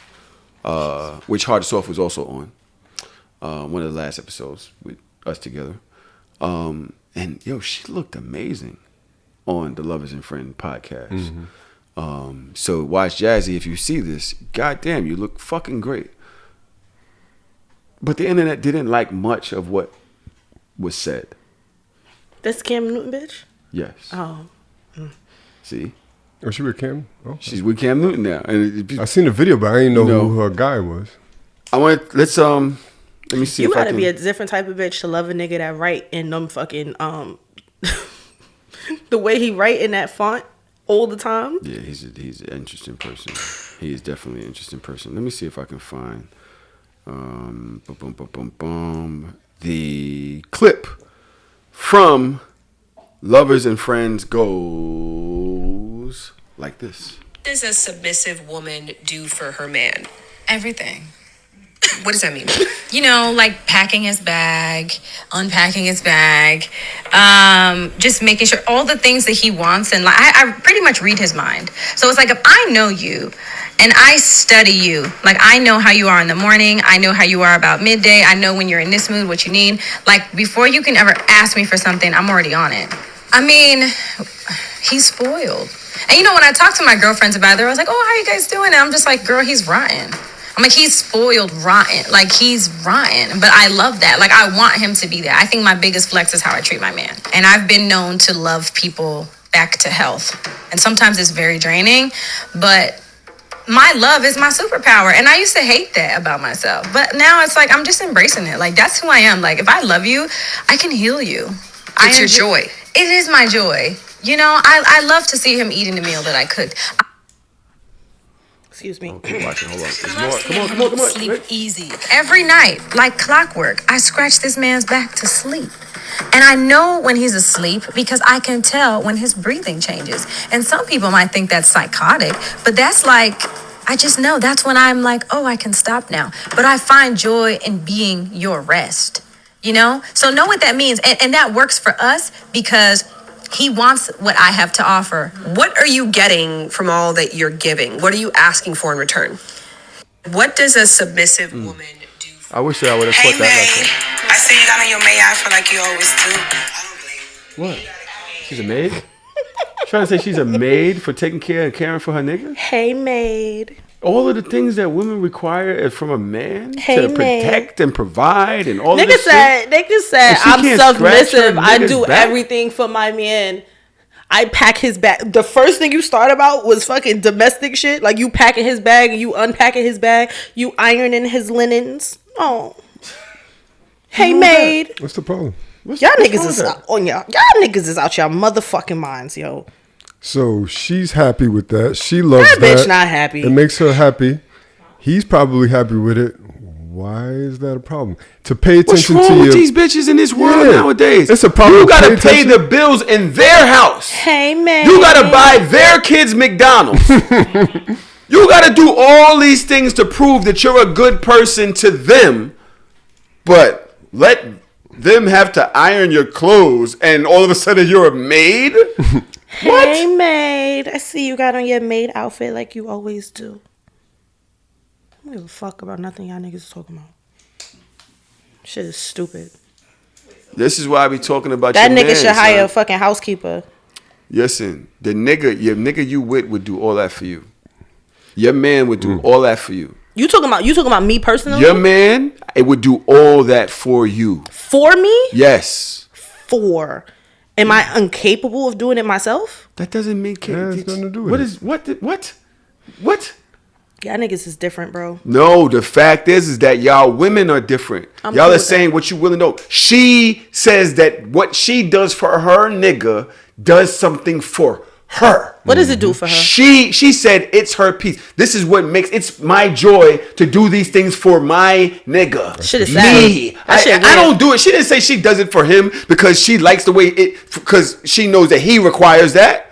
She never said that he requires her to do these things. Yeah. She said, I do it because I learned my nigga and I like to provide these things for my nigga. It's what it makes me feel good. That shit is what's wild. sad about her knowing what her man likes and she does it for him? Because there's reciprocity. Reciprocity is a thing. My nigga will do everything that I would do for him. We do it for each other. That's different. Oh, if God. that nigga not willing to do that shit for you, that's kind of psychotic to me. Nobody said that. Yeah, what part of the conversation was there? Nobody what said that. Cam is doing or what he's not doing? Bro. You're just assuming right now. Bruv. No, just kind of Bruh, come up with because- reasons as to no, why doing because- something for a nigga. Oh, you scratch his back? Preposterous. Why would you do such That's a thing? not what I'm Does he saying. scratch her back? That's what I'm saying. But we don't. Why are you assuming that he's not doing anything for her? Because she decided to use the word submission in replacement of all of these things that she's doing and wearing all of these different hats. And I don't think that they fucking coincide. Because I feel like when you're in a relationship, there's nothing, absolutely nothing that my nigga has ever done for me that I would not do for him tenfold. You understand what I'm saying? I'm not just doing this shit like, oh, I'm submissive, so whatever he wants, I get my rocks off of knowing that I take care of him. No, I get my rocks off knowing that he takes care of me when I'm in need, and I take care of him when he's in need. But that's it's not the fucking same. She literally says she gets joy from this. He's probably happy, she's happy, and you're the only one that's not happy. That's a great, you know what? That's a great point, Tanae, because there's also a part of this whole conversation, which is the reason why I said what I said, and I know that this nigga's not willing to do that shit for her, because there's a part of the interview when they were talking about anal, and she was saying how much it hurts, how much she doesn't like it, but she does it because he likes it. That is Stockholm Syndrome. Like, you are in love with your oppressor, ma'am. She says that now this is a conversation that I will be having on Hard or Soft. So I was saving this video. I have it. If y'all want to listen, I have it. Why I can't come? I don't know. Huh? I'm coming for Hard or Soft. Pause. You almost made me spit on Tahoe. Don't do that. Don't. That's mad fucked up. Melly, where are we at with time? All right, we have a few minutes. This is the conversation. For sure, if you're comfortable with the person. Because I'm doing shit I never did before. I'm just like, I would have never done this. But you know what? I'm comfortable with this person and I feel safe. Do you have an example? Anal. You're like, have an example? Yeah, that. Do you do it for you or do you do it for them? I do it for him because for me, I'm not at a place where I like it yet. We had one successful time where I was like, okay, you know, my butt creamed. It was like, shit, like it was like creaming. All right, save that part for Hard or Soft. Like, my point was made already. No, I don't know the science of that in particular. There's more. But I know, but save the. It wasn't that bad. There's a million things that I do. My girlfriend hit me this week. Like in the face? High five, She Tanae. calls me. She says, yo, I'm wrong. I want to go on some type of trip. I want to go to Dorney Park. They're having a bus ride. My building's I don't like bus rides. I don't like being on other people's time. So I got a car. I like doing my own thing, making my own moves. That's what I like to do. She's like, it's not on other people's time. I said, I don't like group trips. It's not a group trip. It's just a bus. I said, well, I don't like going on buses. As a family, us. She said, well, then what are you saying? I just don't want to do it. She said, oh, well, then we're just not going to have to go nowhere. We're not going nowhere together, right? So that means we're just not going to do nothing. I'm like, that's not the same. It is the same because I'm thinking that my lady wants to do something. She likes to do it. Does it make you uncomfortable? Yes. No, it don't. I don't want to be. I'm Tahoe TV. I fucking podcast. I don't want to be in no fucking group. No regular people to listen to podcast. I'm a podcaster. Oh, so your ego is bothered, not actually you physically in any way, shape, or form. I'm Tahoe. You feel like you bigger than that. Yeah. Okay, so that's perfectly fine. I'm joking. But at the end of the day I don't really like being, it's not my thing. Mm-hmm. I like being in control of my own thing. I agree. And so, but I also thought about this woman who has now partnered up to me. She has her own things that she likes to do that make her feel good. Maybe she's into that bus ride thing. Hey, let's go get on the bus and go to fucking PA and do dumb shit. I said, babe, when is the fucking bus trip? And that's equivalent to doing anal when you're not really into that? Yeah, sacrifice, compromise, doing shit you may not like. I'm sacrificing my asshole for you? She said she don't like it yet. That means she's warming up to it. So if your fiance told you that she's into pegging, are you willing to do that for her? Now there's a line in the sand. Now there's a line. Why is there a line? It should be no line. Compromise in your relationship, right? We're talking about bus Your rides. girl is into No, we're talking about anal sex. Your girl is into pegging. Well, that's her shit. We're on the same page with us. I'm not asking you about you in real life. I'm talking about the scenario that you're trying to give, that you're trying to make it seem like it's okay because she's making sacrifices for her relationship. So if your girl decided one day like, I always had this fantasy. Nope, it's not going to happen. Why? Listen, I thought it was compromise. Sacrifice and compromise are part of a relationship. You're not going to sacrifice for your fiance? Always a line in the sand. There's certain shit that I'm not doing. My girl wanted to explore a certain anal play, and I was like, if I feel comfortable enough with you to do it, that I didn't always feel comfortable with nobody else to do it. That's lovely. That's why I didn't ask you that question. Why? You can't pick and choose. I literally did that. I know. You tried. I did it. I was right here. See, I held you down. See, I held you down. Thank you. I don't know why you keep doing it. He's never gonna do it for you. Do it. Come on. But it's basically like, yo, if that's the line that you're willing to cross with your partner, fine. If they need it and you're not willing to cross that line, then y'all can go.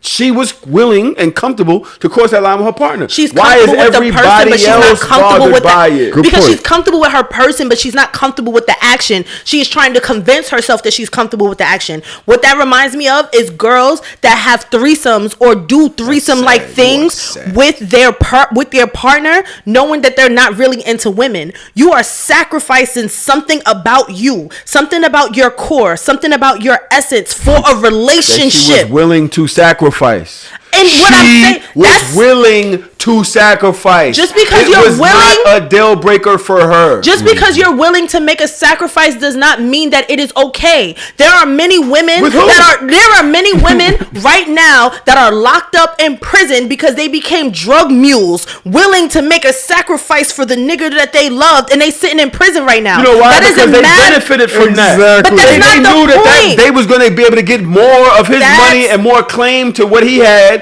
if they was part of the game. Nobody wants to do that just to do it. Just to be like, oh yeah, high five, I got you $1 million. Hey, get me and my kids a McDonald's. No, you cannot eat McDonald's no more. Now serve and turn, I'm ordering that for me, little poo poo and the other one. Yeah.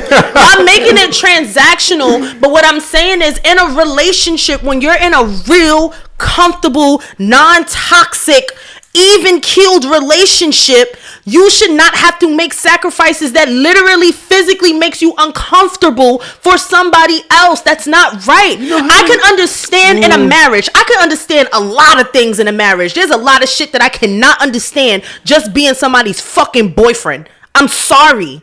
Because you make all of these sacrifices, all of these allowances, and that nigga could leave you tomorrow. And then you have to deal with the fact that you dealt with shit in a relationship that you knew you wasn't really down for. You knew that shit did not really mesh well with your soul and with who you are. So then you gotta have to do the time, take the time, do the therapy, and all the rest of that other shit because you compromise yourself. I feel like she's compromising. Because she gave him anal and she's not into anal.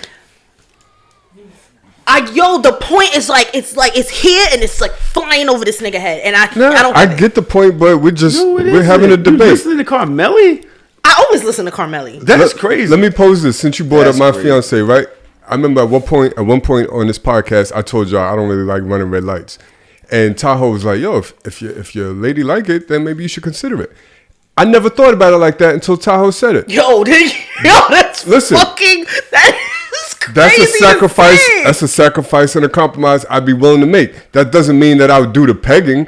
Everybody could have their line, their boundary, but you could still make a sacrifice compromise at some point where you willing to do certain things, but there's certain things that's like, all right, that's a bit too much. Do you not think that it's kind of problematic that you're willing to make that sacrifice after your homeboy said it to you versus when your woman said it to you? First of all, my woman never tried to convince me to do it, and I was like, hell no. It was just like, I'm not really doing that. See how she's trying to do it? She is I just asked the fucking question. And second of all, I'm not even looking it could have came from my homeboy, could have came from my therapist, could have came from you, Dars.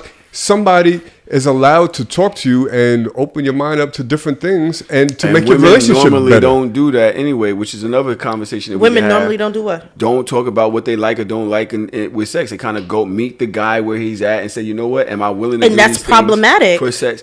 I mean, yeah, I get that part. I feel like when you're openly saying, hey, I am willing to do this journey with this man. I'm openly saying, hey, it isn't my favorite thing about sex, but I'm willing to do it because I want to make my man happy. I know he likes doing it. He knows. She said it in this interview. He knows he's the only nigga that's been in this asshole. This is his asshole. She says it. There's a sense of pride for her to be able to give that nigga that.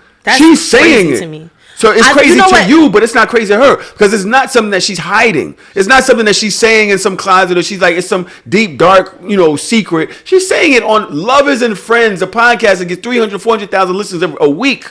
She's saying it out loud. Hey, this is what I do for my nigga. I am comfortable doing it for my nigga. It isn't my favorite thing to do in the world, but being that this is who I trust, I feel comfortable with, I am willing to have these moments with him and grow into these things because I want to please my nigga. We are at 2 hours and 26 minutes. You can have that point. You take the last point because I'm never gonna agree. You don't have to. It's not your asshole. Damn sure ain't. It's hers. Right. It's her asshole. Because she's comfortable in his, apparently.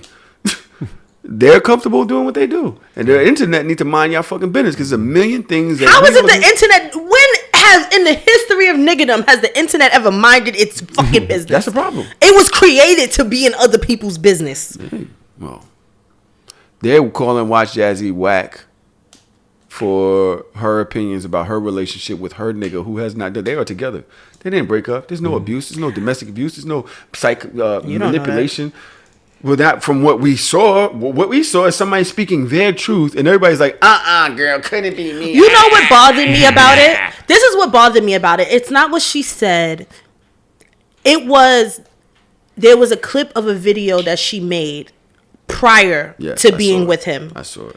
Energy different. They dug that up. Energy different. You're allowed to change. You know, you are allowed to change, but for me and for women, I want women to change and evolve for themselves. I don't feel like women should change and evolve for their relationships, if that makes sense. Period. Like I don't know how this is coming across, but that's just how I feel.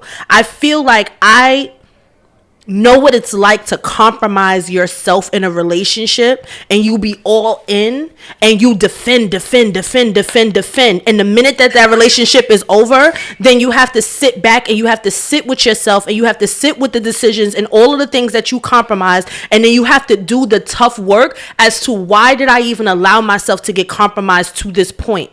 And that's my only thing. He's worth $78 million. I feel like it doesn't matter what he's worth because she's a girlfriend. She don't get that shit anyway. It doesn't matter what you're worth when you're a girlfriend. It does matter what you're worth when you're a wife. Listen, I agree with you. I'm just saying. I agree with these points. I'm just saying. If the nigga is worth $78 million, shit. It fucking... Today, that nigga worth $78 million. Your name probably not on a house, a car, a business. Your name is not on nothing, and you're making all of these allowance and compromises. And like, I want to know, baby. I want to feel safe in the fact that you are actually getting what you need out of this person, not just what you want. You go get $78 million. This asshole is yours, baby. Okay, you do whatever you want. How do you love this nigga? $78.4 million. Zach. You go get that. Right. Do whatever the fuck you want. And he's not done playing. You know, more millions coming. And there's other niggas that's worth that much and more. No problem. That would treat you the way that you want to be treated in totality. What we're going to do is continue for another 15 minutes, but we're going to stop the podcast right now. If you want to listen to the Cap or No Cap or our final segment, you go over to Patreon. It will be posted over there. But because of the limits of our streaming service, we can't continue. I want to thank everybody who's been a part of this. Hey, Six, don't come up to me like that no more. Bullocks, I ain't playing. Be nice. Be a nice girl. And you owe these people a couple $2 for that meal that you took. We were talking about that the first time I talked to you. That's one of the first things we're going to talk about. That was some raw shit. Shout out to the So Shameless community. Shout out to Discord. Shout out to Patreon. So Shameless. Okay. I had one more thing to talk about. I might have lied to them. Oh, this is the clip that you was talking about. These are women who try to do everything right.